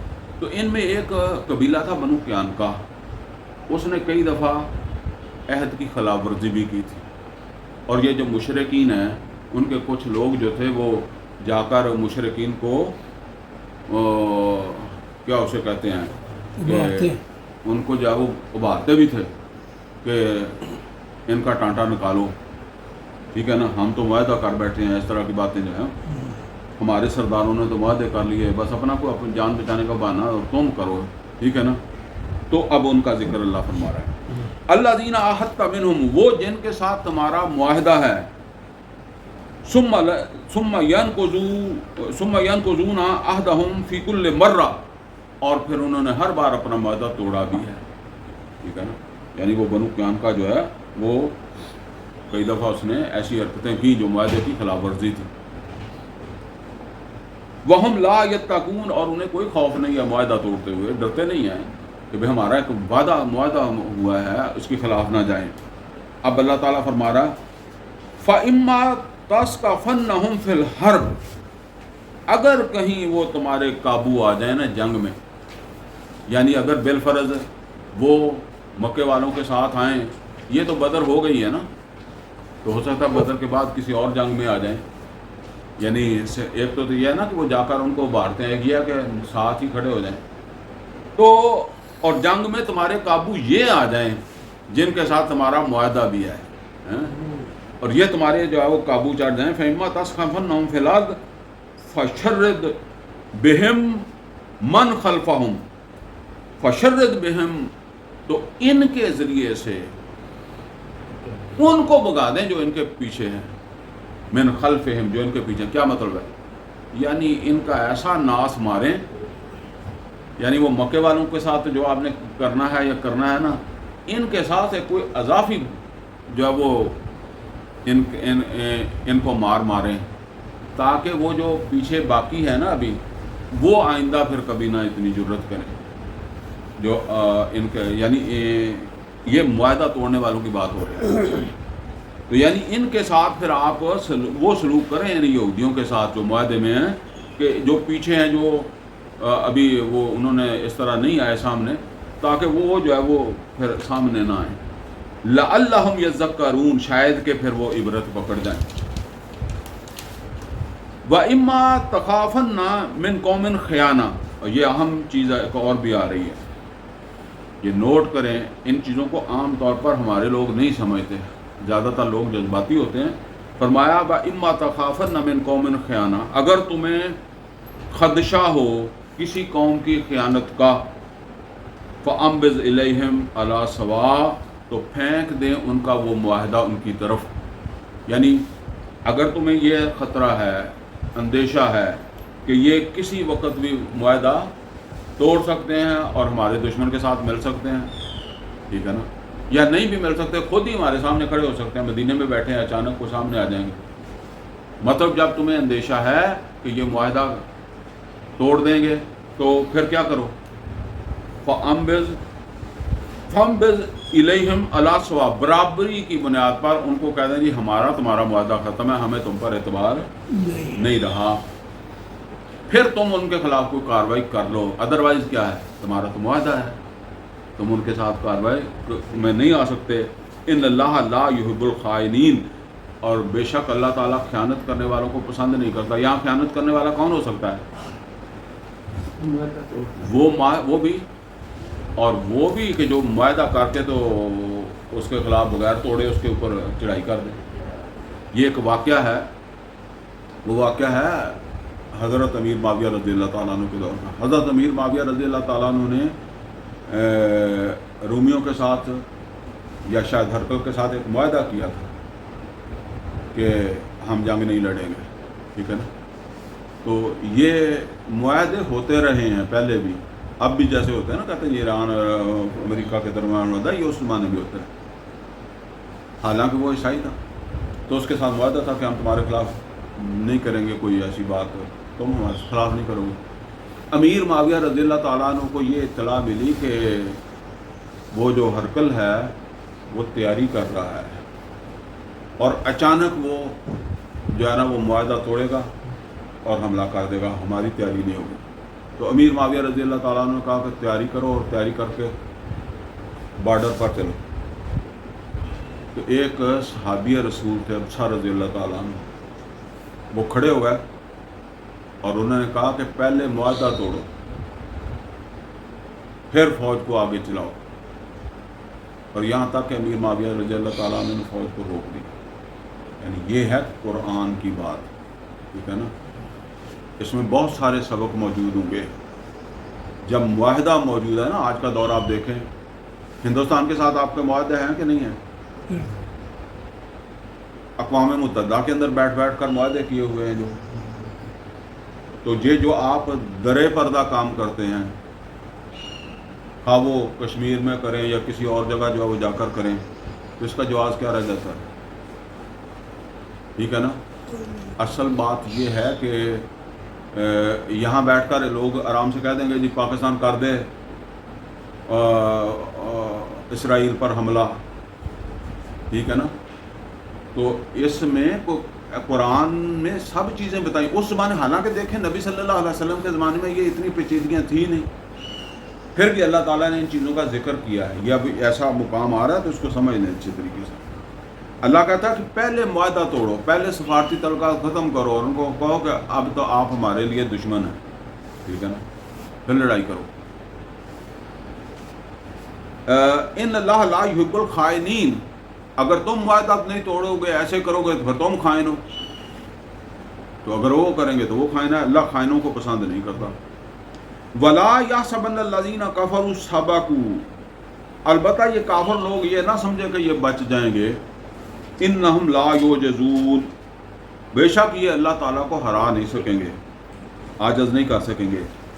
وَأَعِدُّوا لَهُم مَّا اسْتَطَعْتُم مِّن قُوَّةٍ وَمِن رِّبَاطِ الْخَيْلِ، اور تیار رکھو جتنی بھی تمہارے اندر استطاعت ہے، قوت کو، یعنی مسلمانوں جتنی بھی تمہارے اندر استطاعت ہے اس کے مطابق اپنی قوت جو ہے اس کو کیا کرو، اس کو تیار کرو۔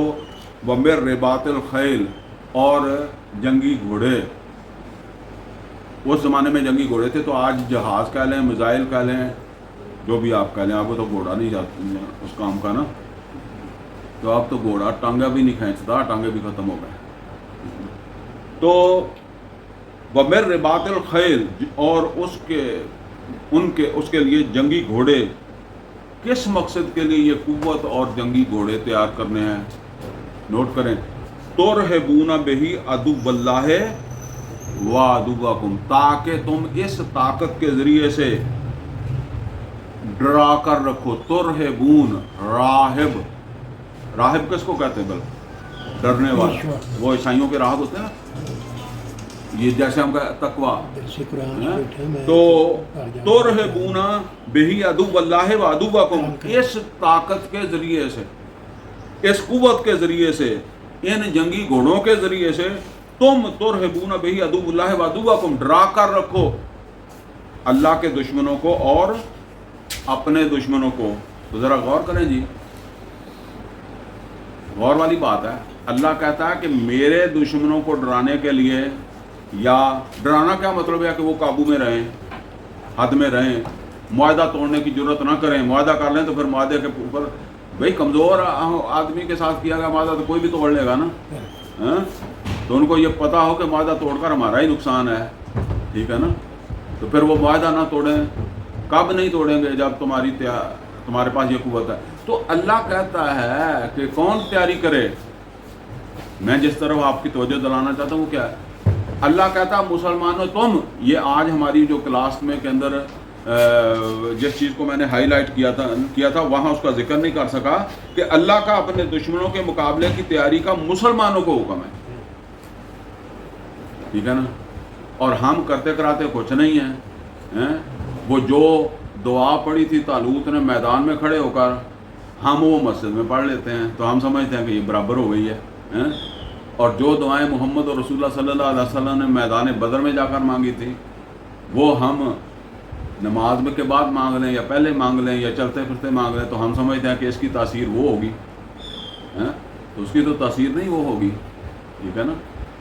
تو بس یہی بات ہے. ترہبون بہ عدو اللہ و عدوکم، اللہ کہتا ہے کہ تم تیار کرو مسلمانوں میرے دشمنوں، یعنی اللہ کہتا ہے میرے دشمنوں کو ڈرانے کے لیے، تاکہ وہ پھر اپنے وعدے معاہدے یا حدود کے اندر جو وہ رہیں. وآخرین من دونہم، اور ان کے علاوہ جن اور بھی ہیں، یعنی یہ جن کے ساتھ تم نے معاہدہ کیا ہوا ہے یہ تو ہیں، ان کے علاوہ اور بھی ہیں لا تعلمونہم، جن کو تم نہیں جانتے. پوری زمین کے اوپر اللہ کا یہ دین جو ہے وہ پھیلنا ہے نا. تو پھر ہمارے سامنے تو یہی تین قبیلے ہیں یہود کے جن کے ساتھ تم نے معاہدہ کیا ہوا ہے، جبکہ ایسے بھی ہیں جن کو تم نہیں جانتے. اللہ یعلمہم، اللہ ان کو جانتا ہے، تم نہیں جانتے.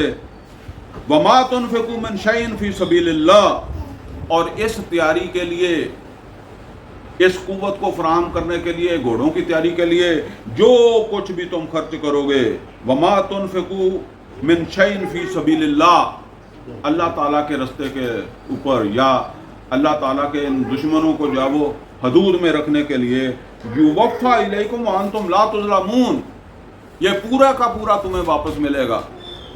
یہ نہ سمجھو کہ تم نے لگایا ضائع ہو جائے گا، یہ آخرت میں تمہیں مل جائے گا. یوفا الیکم وانتم لا تظلمون، تمہیں کوئی نقصان نہیں دیا جائے گا. ظلم کیا ہے؟ کہ میں آپ سے لے لوں اور آپ کو واپس نہ کروں. اللہ ظلم نہیں کرے گا، اللہ واپس کرے گا. اب آگے نوٹ کریں جی. وَإِنْ جَنَاحُوا لِلسَّلْمِ، اگر یہ مائل ہوں، جھکیں صلح کی طرف. یہ عام طور پر ہم نے کبھی سوچا کہ کیا صلح؟ اللہ کہتا ہے کہ اگر تمہارے یہ دشمن کافر یہ صلح کی طرف آئیں تو فرمایا وَإِنْ جَنَاحُوا لِلسَّلْمِ، اگر وہ صلح کی طرف آئیں فَاجْنَحْ لَهَا، تو تم بھی ان کی طرف جاؤ وہ جھکو یا ان کی طرف مائل ہو جاؤ صلح کے لیے. کیا مطلب ہے اس کا؟ کہ اگر وہ صلح کرنا چاہتے ہیں تو پھر تم صلح کر لو، صلح کرنا چاہتے ہیں تو کر لو.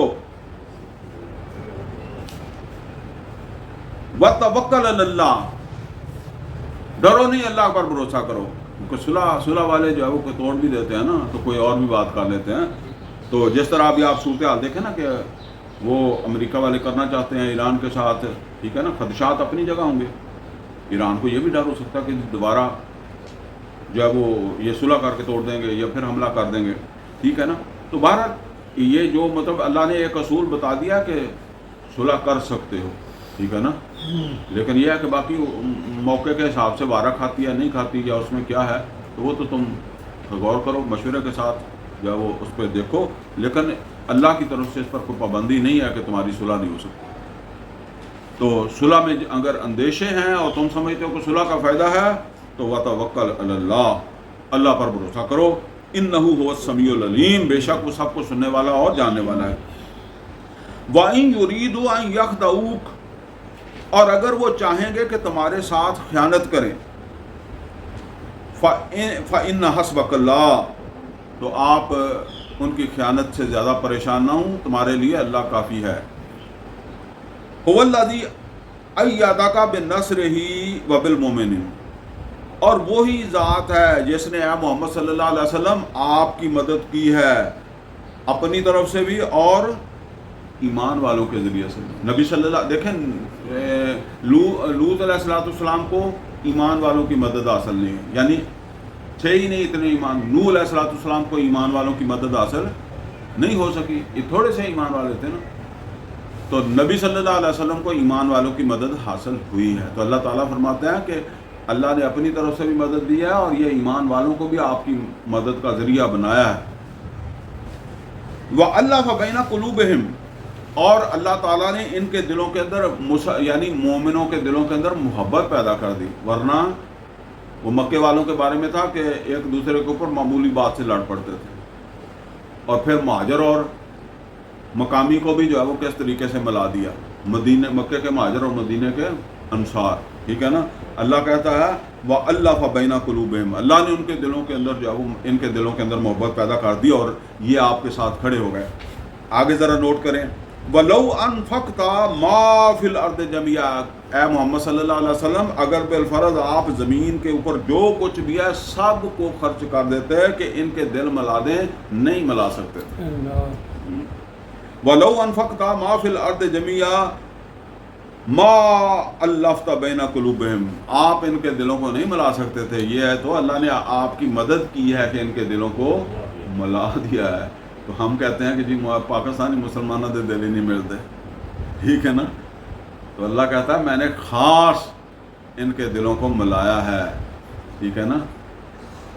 یہ میری طرف سے تمہاری مدد کا سامان بنایا ہے۔ تو یہ بھی دعا کرنی چاہیے کہ اللہ ہمارے دلوں کو ہی ملا دے، ٹھیک ہے نا۔ وَلَٰكِنَّ اللَّهَ أَلَّفَ بَيْنَهُمْ، لیکن یہ تو اللہ ہے جس نے ان کے دلوں کو ملا دیا اور یہ آپ کے ساتھ کھڑے ہو کر بدر کے اندر لڑے۔ إِنَّهُ عَزِيزٌ حَكِيمٌ، بے شک وہ بہت طاقتور اور حکمت والا ہے۔ یا ایھا النبی، اے نبی صلی اللہ علیہ وسلم، حسبک اللہ، آپ کے لیے اللہ کافی ہے۔ وَمَنِ اتَّبَعَكَ مِنَ الْمُؤْمِنِينَ، اور جو آپ کی اتباع کرنے والے مومن ہیں، اور اس کی دونوں مطلب ہیں، ان کے لیے بھی اللہ کافی ہے، آپ کے لیے بھی اللہ کافی ہے، اور وہ مومن جو آپ کی اتباع کر رہے ہیں۔ اب مسئلہ یہ ہے کہ اتباع تو میں کر نہیں رہا، ٹھیک ہے، میں وہ مومن ہوں جو اتباع نہیں کر رہا رسول کی، ٹھیک ہے، حلال نہیں کھا رہا، سچ نہیں بول رہا، ملاوٹ کر رہا ہوں، جھوٹ بول رہا ہوں، اور بھائی بیٹی کا، بہن کا حصہ بھی کھا جاتا ہوں، کسی سے قرضہ لیا وہ بھی کھا جاتا ہوں، کوئی مجھے ادھار نہیں دیتا، اس کو یقین ہے کہ یہ جھوٹا ہے، اس نے واپس نہیں کرنے، ٹھیک ہے نا۔ نہ میرا اپنی بیوی کے ساتھ کوئی اخلاق والا معاملہ ہے، نہ اولاد کے ساتھ ہے، نہ ہمسائے کے ساتھ ہے، اور اللہ میری مدد کرے گا۔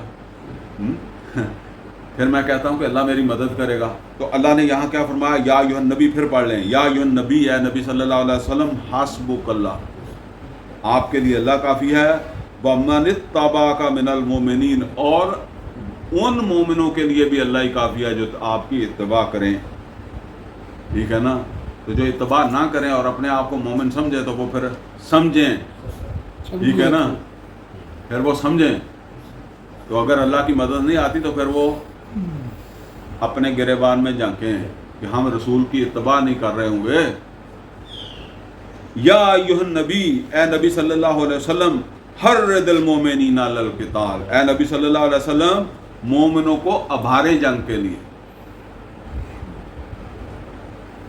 یہاں بھی ایک بہت اہم بات آ رہی ہے، بات ابھی ہے تو تھوڑا سا رہتا لیکن اس میں بڑی اہم چیزیں ہیں۔ ان یکم منکم 20 صابرون، اگر ہوں گے تم میں سے 20 ڈٹے رہنے والے، صبر کرنے والے کا مطلب کیا؟ ڈٹے رہنے والے، پجن والے نہیں، ٹھیک ہے نا۔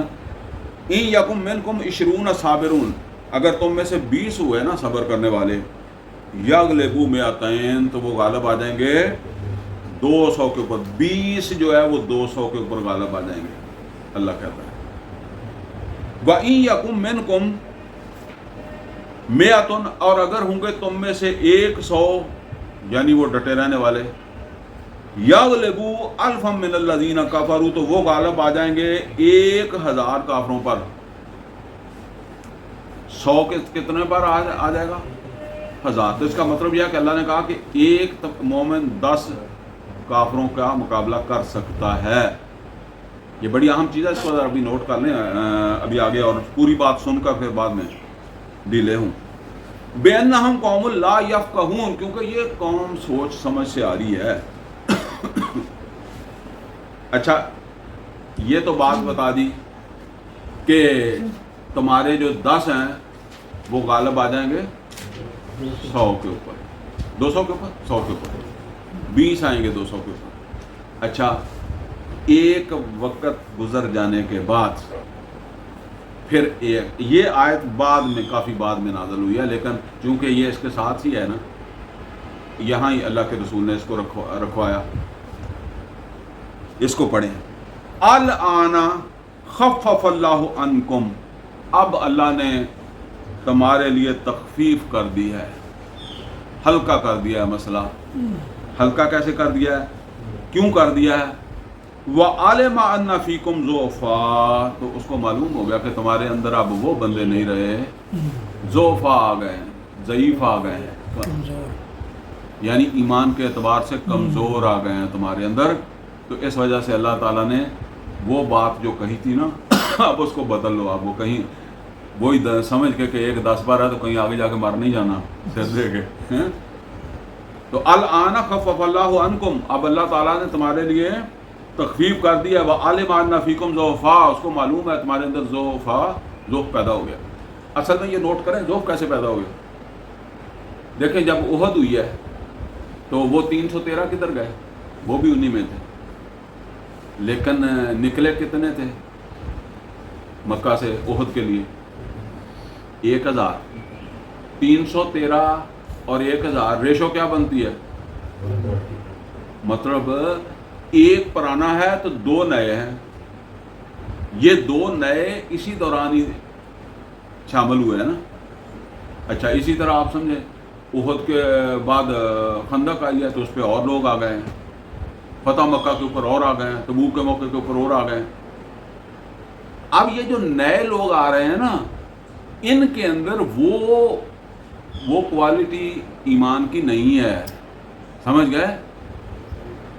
अच्छा, इसको आप इस तरीके से समझ लें, अगर आप स्कूल टीचर हैं तो आपकी क्लास के अंदर जो है वो आपको 25 बच्चे दिए जाते हैं। ये हमारे यहाँ तो खैर, वो यूरोप में तो और भी थोड़े दिए जाते हैं। मैंने सुना एक उस्ताद को एक ही बच्चा दिया जाता है। बहरहाल वो और उसको छोड़ें, चलें 25 बच्चे हैं आपकी क्लास में, आप अच्छे टीचर हैं, आपको हर बच्चे का नाम याद है, हर बच्चे को आप पहचानते हैं, उसकी आदत, ये गैर हाज़िर रहने वाला है, ये मौके पे हाज़िर होने वाला है, ठीक है, नाम शक्ल सब कुछ याद है। आपकी उसी क्लास में जो 25 बच्चे थे, 75 बच्चे और आकर बैठा दिए जाते हैं। अब क्या होना है? ना आपको शक्लें याद रहनी है, ना नाम याद रहने हैं, ना उनकी आदत याद रहनी है, ना ये याद रहना कि कल कौन आया था और आज कौन नहीं आया, ठीक है ना। अब शुरू के अंदर मोहम्मद और रसूलुल्लाह सल्लल्लाहु अलैहि वसल्लम हर बंदे को जानते हैं ना, थोड़े से लोग हैं, थोड़े आ रहे हैं, तो उनकी तरबियत भी हो रही है और उनका वो सारा कुछ हो रहा है। आप बंदे को शक्ल से भी पहचानते हैं और उसकी जो क्वालिटी है उससे भी पहचानते हैं, तो आपको पता है कि ये आदमी इस लेवल का है, ये आदमी इस लेवल का है, इसको ये ज़िम्मेदारी दी जा सकती है, इसको ये ज़िम्मेदारी दी जा सकती है। अब जब बंदे मतलब पहले तो चलें, वो तो समझ लें कि 313 हैं, तो बंदा आ गया, खड़ा हो गया 10,000 मक्का फतह के वक्त, तो किसकी शक्ल याद है, तो किसको कितना टाइम दिया गया, ठीक है ना। तो अब उनकी तरबियत नहीं है, तो वो जो औसत निकालते हैं ना, औसत गिर गई, ठीक है ना। अब जो औसत निकलनी है वो 10,000 की निकलनी है, 313 की नहीं निकलनी, ठीक है ना, वो औसत गिर गई है। तो अल्लाह ताला ने कहा कि अब अल्लाह ने तख़फ़ीफ़ कर दी है, और व आलिम अन्ना फ़ीकुम ज़ौफ़ा, और उसने ये वो जानता है कि अब तुम्हारे अंदर ज़ौफ़ पैदा हो गया है। लेकिन फिर भी मैं ये कहता हूँ कि आप ये ना समझें कि हमारे बराबर आ गए हैं, वो मतलब वो वहाँ के हिसाब से हैं, ठीक है ना।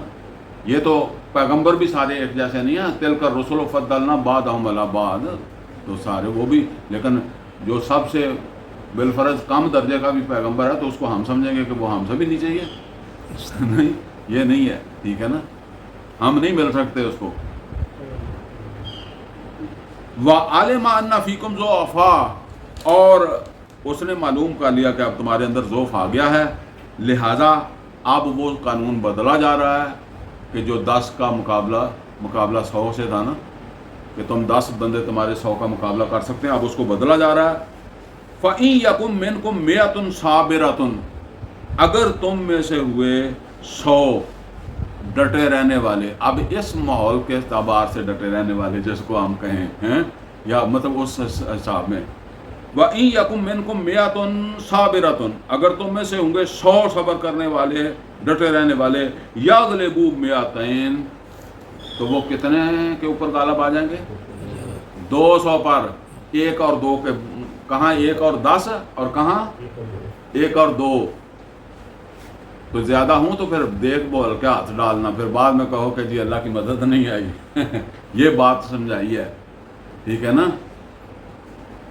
یغلبوا مئتین، تو وہ غالب آ جائیں گے 200 پر، 200 پر غالب آ جائے گا. وَإِن یکم منکم الف، اور اگر تم میں سے ہوئے 1000 ڈٹے رہنے والے، ہمت والے، یغلبوا الفین باذن اللہ، تو وہ غالب آ جائیں گے 2000 کے اوپر. اور اس پر بات ختم ہو گئی ہے قیامت تک. اب وہ 10 پر غالب ہے، وہ بھول کر کے نہیں کسی کے گلے پڑ جانا. سمجھ گیا نا یہ بات.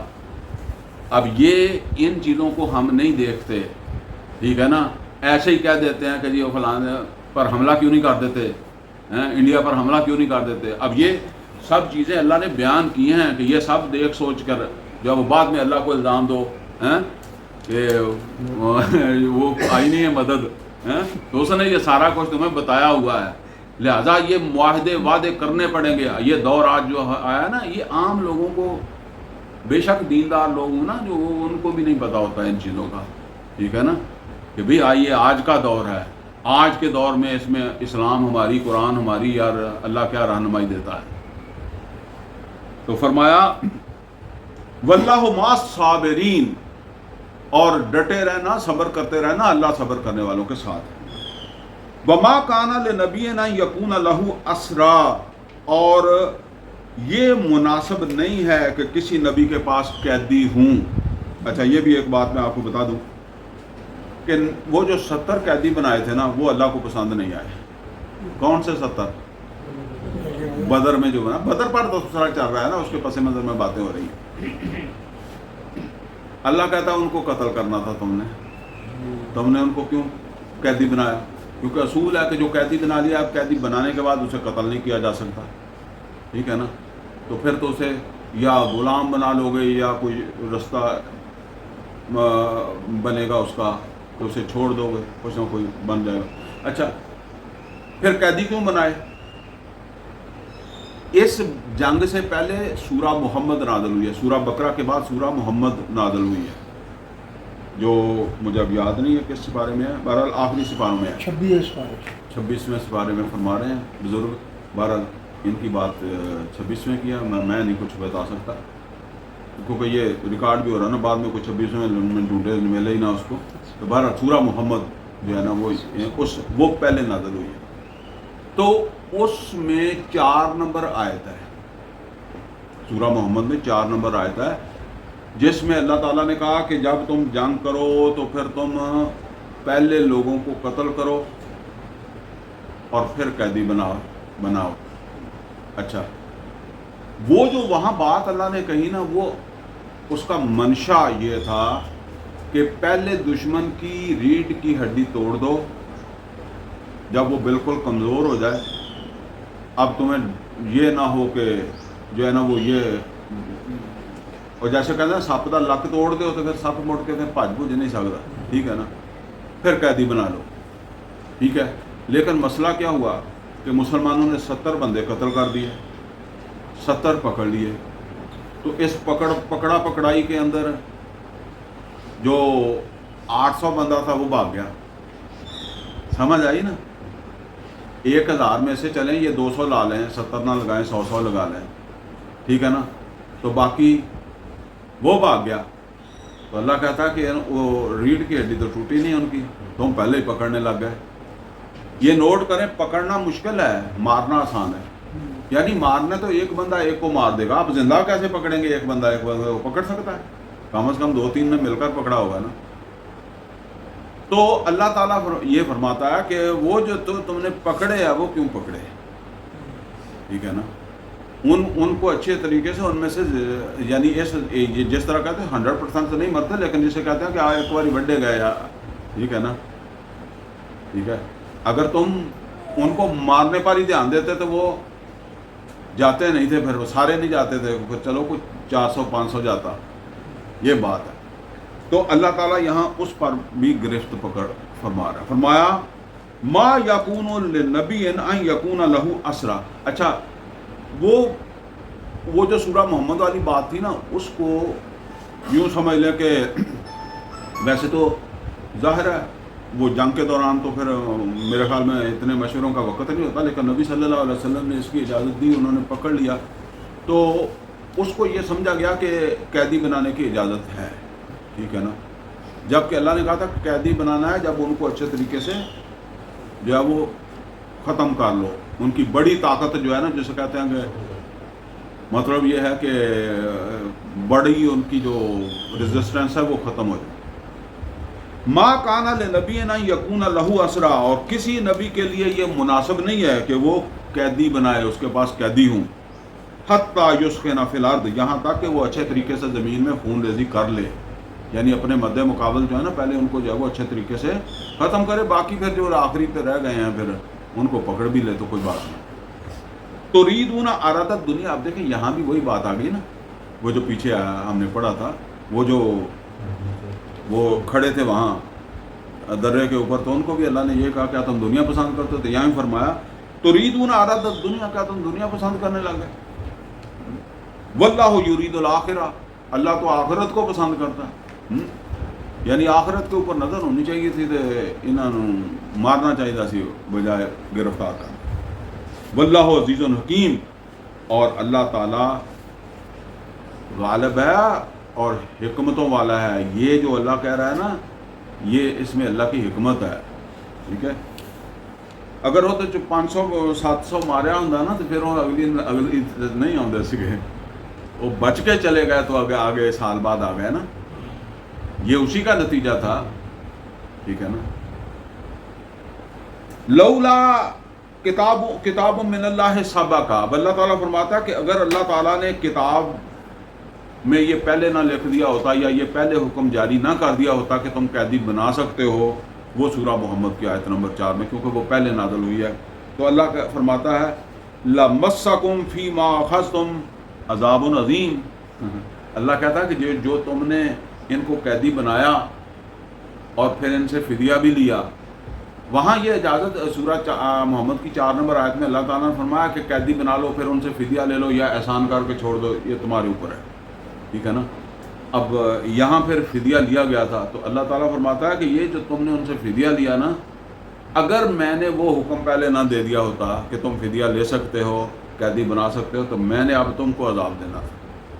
میرا بات سنیں، توجہ سنیں، کہ یہ بدر کے فاتحین ہیں، وہ میں نے بتایا تھا کہ جب تجزیے آتے ہیں پھر اس کے اندر جو کامیاب ہوتے ہیں نا، ان کی بھی جو اس میں کوئی کمیاں پیشیاں رہ گئی ہوتی ہیں نا، وہ ان کو بھی سامنے لایا جاتا ہے۔ تو فرمایا کہ لولا کتاب من اللہ سبق، اگر پہلے سے ہی ایک بات نہ لکھ دی جاتی، یا ایک حکم پہلے نازل نہ کیا ہوتا، تو لَمَسَّكُمْ فِي مَا أَخَذْتُمْ عَذَابٌ عَظِيمٌ، تو جو تم نے ان سے لیا ہے نا فدیہ وغیرہ، تو اللہ تم کو ایک بڑا عذاب دیتا۔ یہ پھر جب ان کو پکڑ لیا نا قیدیوں کو، تو پکڑ تو لیا، جنگ ختم ہوئی، اب نبی صلی اللہ علیہ وسلم نے فرمایا کہ ان کے ساتھ کیا کرنا ہے، مشورہ صحابہ سے کیا، تو کچھ صحابہ نے کہا کہ چھوڑ دیں، کیونکہ وہاں اللہ نے کہا بے شک احسان کر کے چھوڑ دو، اب یہ تمہارے ڈسپوزل پر ہے، اور دوسرا کہا کہ اب وہ قتل نہیں ہو سکتے، غلام بنا لو، یا پھر یہ ہے کہ ان سے فدیہ لے لو۔ تو وہ نبی صلی اللہ علیہ وسلم نے پھر وہ مشورے سے. اچھا عمر فاروق رضی اللہ تعالیٰ عنہ نے ایک بات کہی, انہوں نے کہا کہ ان صاحب کو قتل کر دو. رشتے دار قتل کرنا. ہاں, تو وہ اس طرح کہ جس کا رشتہ دار ادھر ہے اور اس کا قریبی ادھر والا ہے اس کو جو ہے وہ قتل کر دیں. لیکن وہ تو پھر جو ہے وہ اس کے اوپر عمل نہیں ہوا. ان کی بات پر مشورہ تھا نا, لازمی تو نہیں تھا نا, فیصلہ تو اللہ کے رسول نے کرنا. تو بہرحال پھر بات کے اندر جو ہے وہ یہی فیصلہ ہوا کہ ان سے فدیہ لے لیا جائے. جن کے پاس فدیہ نہیں تھا, پڑھے لکھے تھے, ان کو کہا 10 مسلمانوں کو بچوں کو جو ہے وہ پڑھا دو, لکھنا پڑھنا. اچھا آپ دیکھیں یہ تعلیم کی کتنی اہمیت ہے. کیا انہوں نے قرآن پڑھایا مسلمانوں کو؟ وہ جو 10 آدمی تھے, جو 10 بچوں کو اس نے جو پڑھا ہوا تھا, تو اس نے 10 بچوں کو کیا پڑھایا ہوگا؟ کوئی جمع تفریق سکھائی ہوگی, کوئی اور اس طرح کی کوئی سکھائی ہوگی, قرآن تو نہیں سکھایا گا. تو پھر اس تعلیم کی کوئی قیمت ہے, اس کی کوئی ویلیو ہے؟ اب جو بس یہی سمجھتے ہیں کہ بھائی قرآن کے حفظ سے ہی ہم دنیا فتح کر لیں گے, قرآن پڑھ کے کر لیں گے, تو اس کی کوئی اہمیت تھی, اس سے کوئی سبق نہیں ملا قوم کو. ٹھیک ہے نا. وہ جو مشرک ہیں انہوں نے اب ان کو حدیثیں پڑھانی ہیں یا ان کو قرآن کی تفسیر پڑھانی ہے؟ جو مروجہ تعلیم ہے وہی دینی ہے نا. تو اب آپ اس مروجہ تعلیم کو سمجھیں کہ یہ جی سائنس کی تعلیم, کمپیوٹر کی تعلیم, اور یہ تعلیم اور وہ تعلیم, یہ تو اس کی تو فضول ہے. تو پھر بس مسیتاں دے ہی رہ جاؤ گے خلیفہ. پھر کسی ملک کے خلیفہ نہیں بنتے, مسجد کے خلیفہ رہو گے یا کسی مدرسے کے خلیفہ رہو گے. فَكُلُوا مِمَّا غَنِمْتُمْ حَلَالًا طَيِّبًا. تو اب جو لے لیا کھاؤ پیو, حلال ہے, طیب ہے, پاک ہے. یعنی وہ جو قیدیوں سے لے لیا ہے نا, اب کھاؤ پیو, تمہارا استعمال کرو. وَاتَّقُوا اللَّهَ, اللہ سے ڈرو, آئندہ احتیاط کرنا. بس ٹھیک ہے. ان اللہ غفور الرحیم, بے شک اللہ تعالیٰ مغفرت کرنے والا, رحم کرنے والا. یا ایھا النبی, اے نبی صلی اللہ علیہ وسلم, قل لمن فی ایدیکم من الاسریٰ, آپ کہیں ان قیدیوں کو جو آپ کے پاس ہے, آپ کے ہاتھ میں ہیں. یعنی وہ جو 70 آدمی پھر ان کو پکڑ کر مدینے لے آئے تھے نا, ان کو پھر باندھا گیا تھا کسی کو مسجد نبوی میں, کسی کو ظاہر اس میں کتنا انہوں نے سامنا سکا, 70 بندے کو سنبھالنے بھی تھے, روٹی پانی بھی انہوں نے دینا, پھر انہوں نے ضرورتیں بھی ہے. اب دیکھیں کتنا, یہ بھی ایک پورا پروجیکٹ ہی تھا نا. اب ظاہر ہے بندے باندھے ہوئے نا, اس کو پیشاب کی, پانی کی حاجت بھی ہے, ٹھیک ہے, کھانے پینے کے دوسرے حالات بھی ہیں سارے. تو فرمایا کہ یا ایھا النبی قل لمن فی ایدیکم من الاسریٰ, کہیں جو آپ کے ہاتھ میں قیدی ہیں, ان یعلم اللہ فی قلوبہم خیرا, اگر اللہ تعالیٰ نے ان کے دلوں کے اندر کوئی بھلائی دیکھی, یؤتکم خیرا مما اخذ منکم, تو اللہ تعالیٰ جو ہے وہ اس سے بہتر دے دے گا جو ان سے لیا گیا ہے. یعنی اس سے پتہ چلا کہ قانون ضابطہ کیا ہے. قانون ضابطہ یہ ہے کہ ایک آدمی غلط کام کرتا ہے تو اس غلط کام کی اسے سزا ملے گی. وہ کہے جی میں توبہ کر لی ہے, تو پھر توبہ آئندہ کے لیے دیکھی جائے گی. مطلب یہ ہے کہ ان میں سے کچھ لوگ اگر یہ کہیں جی ہم مسلمان ہوتے ہیں, ٹھیک ہے نا, تو اب مسلمان ہوتے ہیں تو ایک دفعہ تو تم جنگ کے لیے آئے ہو, یہ جرمانہ تو بھرو نا. ٹھیک ہے نا. تو ان سے یہ کہیں کہ اگر اس کے بعد تم میں کوئی بھلائی ہوئی نا, تو پھر اللہ تمہیں اس سے بہتر کسی ذریعے سے دے دے گا. لیکن اب جو تمہیں دینا پڑا ہے اس کا زیادہ قلق نہ کرو. مطلب یہ ہے کہ ساتھ ان کو تبلیغ بھی کرو, اور ان سے کہو کہ اگر تم ایمان لے آئے ہو یا ایمان لے آتے ہو تو جو تمہیں یہاں بھرنا پڑتا ہے وہ تو تم نے بھرنا ہی ہے. ٹھیک ہے نا. آگے جا کر اگر یعلم اللہ فی قلوبکم خیرا, اگر اللہ نے تمہارے دلوں کے اندر کوئی بہتری دیکھی, خیر والی بات دیکھی, یؤتکم خیرا مما اخذ منکم, تو جو تم دے کر جا رہے ہو اس سے بہتر اللہ تمہیں دے گا. ویغفر لکم, اور سب سے بڑی بات تو یہ ہے کہ اللہ تمہیں معاف کر دے گا. واللہ غفور الرحیم, اور اللہ ہے مغفرت کرنے والا اور رحم کرنے والا. ان یریدوا خیانتک, اگر یہ تمہارے ساتھ خیانت کریں گے, مطلب یہ ہے کہ ایسے کہہ دیں کہ ہم مسلمان ہو گئے ہیں اور وہاں جا کر مکر جائیں, کوئی بھی بات ہو. فرمایا بھائی یریدوا خیانتک, اگر یہ آپ سے خیانت کریں گے, فقد خان اللہ, من قبل. یہ کئی جاسوس پکڑے جاتے ہیں نا، پھر وہ یہاں کہتے ہیں ہم مسلمان ہو گئے ہیں. اور وہ پچھلے دنوں ایک پرویز مشرف کے زمانے میں ایک جاسوس جو ہے نا وہ 20-25 سال رہا قید میں، جیل میں. وہ یہاں مسلمان بھی ہو گیا، اس نے پتہ نہیں کیا کیا کچھ کر لیا ہیں. تو وہ پرویز مشرف نے اس کو جو ہے وہ چھوڑ دیا. وہ جب گیا تو نئی دہلی کے اندر جو ہے اس نے پہلی پریس کانفرنس میں بتایا کہ میں تو سکھ کا سکھ ہی ہوں، بس ویسے وہاں پھر اب اور میرے پاس کیا تھا. تو یہ مطلب یہ ہے کہ اگر کوئی ایسی بات ہوگی تو اللہ تعالیٰ کہتا ہے کہ کوئی بات نہیں. پھر اللہ ان سے فقد خان اللہ من قبل، یہ پہلے بھی انہوں نے اللہ سے خیانت کی ہے. فَأَمْكَنَ مِنْهُمْ، تو اللہ تعالیٰ نے ان کو تمہارے حوالے کر دیا، تمہارے قبضے میں دے دیا. واللہ علیم حکیم، اللہ تعالیٰ جو ہے وہ علم و حکمت والا ہے. ان الذین آمنوا وہاجروا وجاہدوا، اب یہ اینڈ پہ جا رہے ہیں لیکن ذرا توجہ زیادہ کر لیں. ان الذین آمنوا وہاجروا، بے شک وہ لوگ جو ایمان لائے اور جنہوں نے ہجرت کی، مدینے سے ہجرت، مکے سے ہجرت کر کے آئے. وجاہدوا باموالہم وانفسہم فی سبیل اللہ، اور انہوں نے جہاد کیا اپنی جانوں اور اپنے مالوں سے اللہ تعالیٰ کے رستے پہ، اللہ کے دین کی سربلندی کے لیے. اور دوسرے والذین آووا ونصروا، اور وہ جنہوں نے ان ہجرت کرنے والوں کو ٹھکانہ دیا، ان کی مدد بھی کی. وہ کون ہے؟ انصار. ٹھیک ہے. اولئک بعضهم اولیاء بعض، یہ ایک دوسرے میں سے ہی ہیں، یعنی جیسے ہم کہتے ہیں ایک ہو بشی ہے. والذین آمنوا، اور وہ لوگ جو ایمان لائے، ولم یہاجروا، لیکن انہوں نے ہجرت نہیں کی، ما لکم من ولایتہم من شیء، ان کے ساتھ تمہاری کوئی رشتہ ولایت نہیں ہے. نوٹ کریں، ہجرت نہیں کی تو تمہاری کوئی ہمدردی نہیں ہے، تمہارا کوئی ان کے ساتھ محبت کا رشتہ نہیں ہے. حتیٰ یہاجروا، حتیٰ کہ وہ ہجرت کر کے یہاں پہنچیں. وَإِنِ اسْتَنصَرُوكُمْ فِي الدِّينِ، ہاں اگر وہ دین کے حوالے سے تم سے کوئی مدد مانگے، یہ بڑی اہم جگہ ہے، یہ بھی پھر نوٹ کریں. اگر وہ دین کے حوالے سے تم سے مدد مانگے، فَعَلَيْكُمُ النَّصْرُ، تو تمہاری ذمہ داری ہے کہ تم ان کی مدد کرو. لیکن کب کرو؟ إِلَّا عَلَىٰ قَوْمٍ بَيْنَكُمْ وَبَيْنَهُمْ مِيثَاقٌ، مگر اس وقت تک جب کہ ان کا تعلق کسی ایسی قوم سے ہو کہ جس کے اور تمہارے درمیان کوئی معاہدہ ہے، تو پھر تم ان کی مدد نہیں کر سکتے. یہ نوٹ کریں، اس کو اب آپ اپلائی کریں نا. ہندوستان کے ساتھ ہمارا معاہدہ ہے، سفارتی تعلقات معاہدوں کے نتیجے میں سفارت خانے قائم ہوتے ہیں نا، یا کوئی بھی ملک ہے، ٹھیک ہے نا، اس کے اندر مسلمان رہتے ہیں، تو آپ ان کے ساتھ جو بات کریں گے وہ سفارتی ذرائع سے کریں گے، جو موجودہ آپ کے وہ ہیں. وہ میرے ورگ کو تو سمجھ لیا کہ جی بس پاکستان تو ایٹم بم چلا دینا چاہیے، سویرے فوج بھیج دینی چاہیے.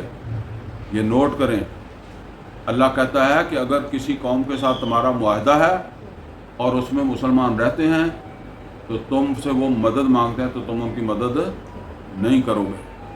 ٹھیک ہے نا، اسی لیے میں نے کہا یہ نوٹ کریں.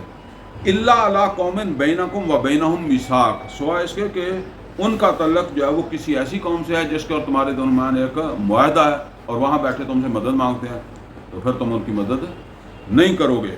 واللہ بما تعملون بصیر، اور اللہ جو کچھ تم کر رہے ہو نا اس کو دیکھ بھی رہا ہے. اصل میں یہ جو مقام ہے نا، یہ جو آیت ہے، اس کے حوالے سے یہ سمجھ لیں، ایک پاکستان کے اندر ایک بڑا مسئلہ رہا ہے. سن 48 کے اندر غالباً جب مولانا مودودی رحمۃ اللہ علیہ کو، آپ کو پتا کہ پھانسی کی سزا ہوئی تھی، اس کی وجہ پتہ کیا تھی؟ کہ حکومت پاکستان اس نے انڈیا کے خلاف اعلان جنگ نہیں کیا. وہ جیسے ہم پیچھے پڑا ہے کہ آپ پھر اپنے سفارتی تعلقات ختم کریں اور اسے کہیں کہ آپ ہمارے لیے دشمن ہیں، ٹھیک ہے نا. اور در پردہ جس طرح یہ لشکر طیبہ وغیرہ کشمیر میں جا کر کام کرتے تھے، یا افغانستان کے اندر جا کر کرتے ادھر ادھر کرتے تھے کام، ٹھیک ہے نا. تو افغانستان کی صورتحال کوئی اور تھی، ادھر کچھ اور تھا. یعنی اوپر سے تو ان کے ساتھ سفارتی تعلقات بھی ہیں، سب کچھ ہے، نیچے انڈر گراؤنڈ کیا ہے، ان کو جو بھیجا جا رہا ہے. اس طرح کا وہ سن 48 میں بھی یا اس کے بعد ہوا. تو مولانا مودودی سے ایک اخباری ہوتے ہیں نا یہ نمائندے وغیرہ, اس نے کوئی انٹرویو کیا. اس نے کہا کہ آپ کیا کرتے ہیں؟ ظاہر ہے وہ تو اللہ کی کتاب کے بغیر بات نہیں کر سکتے تھے نا. اس نے کہا میں تو اس کو غلط کہتا ہوں, یہ جو پاکستان کرتا ہے میں اس کو غلط کہتا ہوں. پاکستان کو پہلے سفارتی تعلقات توڑنے چاہیے اور پھر ان کے اوپر فوج کشی کرنی چاہیے, وہی جو امیر معاویہ رضی اللہ تعالیٰ عنہ والا واقعہ ہے نا. تو اب چونکہ آج اگر یہ بات ہم کریں کہ جی کس اصول کے تحت جو وہ لشکر طیبہ والے وہاں جا کر لڑتے تھے, تو گلے پڑ جائیں گے لوگ, ٹھیک ہے نا. کیونکہ قرآن کو نہیں سمجھا, قرآن میں تو یہ باتیں اللہ نے واضح بتائی ہوئی ہیں, تو یہ گلے پڑ جائیں گے جی دیکھو یہ مدد نہیں ان کی جو ہے وہ کرنا چاہتے, ٹھیک ہے نا. تو مدد تو کرنا چاہتے ہیں, پہلے یہاں دین قائم کرو اور ان کے ساتھ سفارتی تعلقات ختم کرو, اپنی فوج کو جو ہے وہ بھیجو, تم بھی ساتھ چلے جاؤ, ٹھیک ہے نا. اصول تو یہی ہے. پیچھے آپ نے پڑھا کہ اگر کسی قوم سے تمہیں اندیشہ ہے تو پھر اس کا معاہدہ ختم کرو. تو یہ خائنین کو تو اللہ پسند نہیں کرتا. تو اس وجہ سے پھر مولانا مودودی کے خلاف غداری کا مقدمہ چلا تھا, اور پھر وہ کافی دیر جیل میں رہے ہیں, اور جیل میں انہوں نے میرے خیال میں تفہیم القرآن جو ہے وہ یہ وہیں مکمل کیا انہوں نے جیل کے اندر. بہرحال پھر وہ ان کو پتہ نہیں سعودی عرب کا دباؤ وغیرہ تھا تو اس کے اوپر ان کو چھوڑا, پھانسی نہیں ہوئی تھی. تو اس لیے یہ سمجھ لیں یہ ایسے باتیں نہیں ہوتی جو ہے نا وہ سب چیزیں قرآن حکیم کے اندر یا اللہ کے رسول کی سنت کے اندر جو واضح موجود ہیں ان کی تو تعمیل کی ہو نا. تو اللہ تعالیٰ یہاں فرما رہا ہے کہ جو لوگ ہجرت نہیں کرتے اور وہ کسی ایسے علاقے میں رہتے ہیں, کسی ایسی قوم سے تعلق ہے جن کے ساتھ تمہارا معاہدہ ہے, اور وہ تم سے مدد مانگ رہے ہیں, تو پھر تم ان کی مدد نہیں کرو گے. تو فرمایا واللہ بما تعملون بصیر, اور جو کچھ تم کرتے ہو وہ اللہ دیکھ رہا ہے. والذین کفروا بعضهم اولیاء بعض, اور وہ جو کافر ہیں وہ ایک دوسرے کے دوست ہیں. پھر وہ بھی سارے ادھر ہی آ جان گے, سمجھے نا. جس طرح ہم سمجھتے ہیں کہ جی ہم ایٹم بم مار دیں گے فلانے ملک پر, تو تمہارے پاس تو ایک ملک کے پاس ایٹم بم ہے تو وہ بھی سارے ایٹم بم والے آ گئے, پھر وہ تمہارا کیا چھوڑیں گے. تو یہ دیکھیں یہ اللہ تعالیٰ یہاں فرما رہا ہے والذین کفروا بعضهم اولیاء بعض, یہ کافر جو ہیں یہ ایک دوسرے کے دوست ہیں. الا تفعلوه, اگر تم نے ایسا نہ کیا. کیسا نہ کیا؟ وہ معاہدوں کا لحاظ نہ کیا, ٹھیک ہے نا, اصولوں کا لحاظ نہ کیا. وَإِن لَمْ تَفْعَلُوهُ, اگر تم ایسا نہیں کرو گے, وہی اندھے دی طرح جڑا آ گئی ہے لاٹھی تے جنوں مرضی مار دو گے تو پھر وہ کئی لاٹھیاں والے آ جان گے. فَإِلَّا تَفْعَلُوهُ, پھر اگر تم ایسا نہیں کرو گے تَكُنْ فِتْنَةٌ فِي الْأَرْضِ, تو تم زمین کے اوپر فتنہ برپا کرنے کا سبب بن جاؤ گے, پھر افراتفری پیدا ہو جائے گی زمین کے اوپر. وَفَسَادٌ كَبِيرٌ, اور ایک بڑا فساد ہو جائے. یہ آپ نے غور سے سنا ہے. تو یہ جنگیں بھی ایسے نہیں ہیں, اللہ نے, اللہ کے رسول نے یہ جنگوں کے بھی کوئی اصول ضابطے بتائے ہوئے ہیں. تو فرمایا کہ پھر تم جنہوں نے فساد کو ختم کرنا ہے وہی فساد کا باعث بن جاؤ گے. والذین آمنوا وہاجروا وجاہدوا فی سبیل اللہ, وہ جو ایمان لائے, جنہوں نے ہجرت کی اور جہاد کیا اللہ کے راستے میں. اچھا جی یہ جو آیت ہے نا بس ختم ہی ہونے والی ہے, لیکن یہ آیت کو سمجھنے کے لیے پہلے آپ کو آیت نمبر 2, 3 اور 4 سورہ انفال کی جو ہے نا اس کو دوبارہ پڑھنا پڑے گا. یہ آیت نمبر 74 ہے. اصل کے اندر اس کا ایک حصہ جو ہے وہ وہاں بیان کیا گیا ہے, تو میں چاہتا ہوں کہ یہ بھی آپ, ہمارے پاس ٹائم تو پورا ہوگا لیکن اس کو ذرا سمجھ لیں. سورہ انفال کی آیت نمبر 2, 3 اور 4. 2 سے میں پڑھنے لگا. فرمایا انما المؤمنون الذین اذا ذکر اللہ وجلت قلوبهم, بے شک مومن تو وہ ہیں کہ جو ایمان لائے اللہ پر. انما المؤمنون الذین, مومن تو وہ ہیں کہ جن کے سامنے جب اللہ کا ذکر آئے, وجلت قلوبهم, ان کے دل ڈر جائیں. وَإِذَا تُلِيَتْ عَلَيْهِمْ آيَاتُهُ زَادَتْهُمْ ایمانا, جب ان کے سامنے اللہ کی آیات پڑھی جائیں تو ان کا ایمان زیادہ ہو جائے.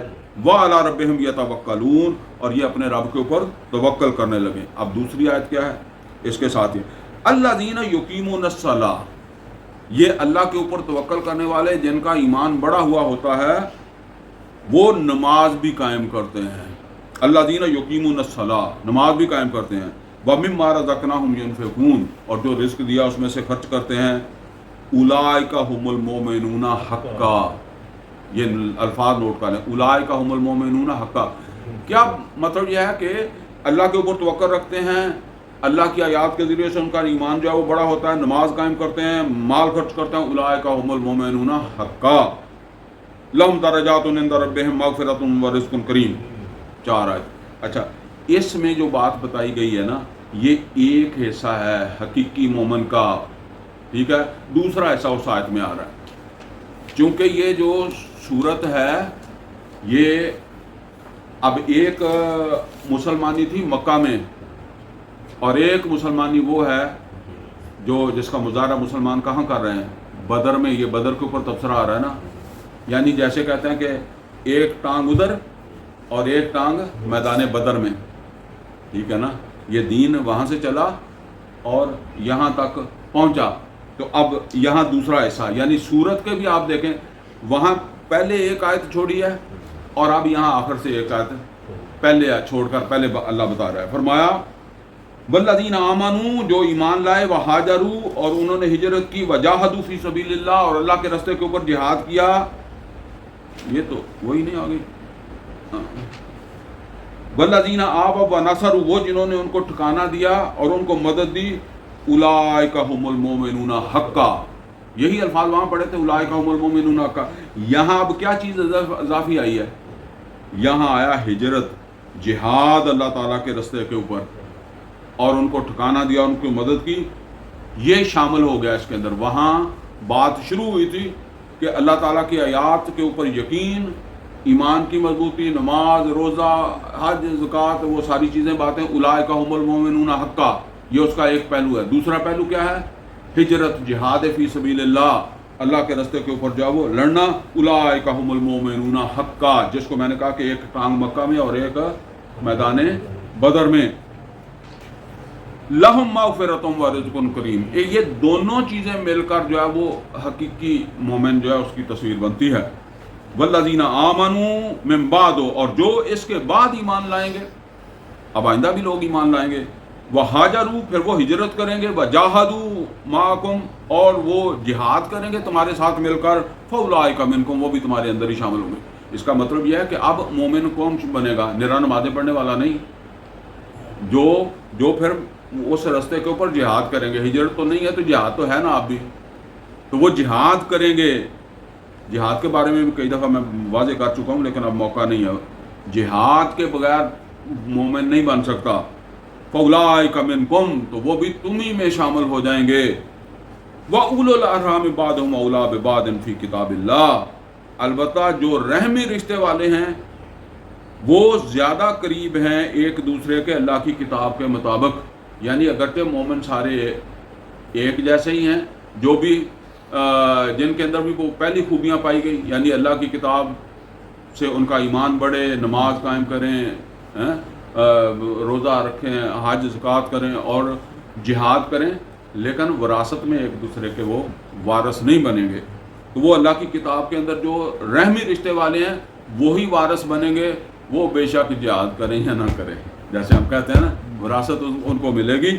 ان اللہ بکل شیء علیم، بے شک اللہ تعالیٰ جو ہے وہ ہر چیز کا علم رکھنے والا ہے، جاننے والا ہے۔ اقول قولی ھذا واستغفر لی ولکم ولسائر المسلمین والمسلمات۔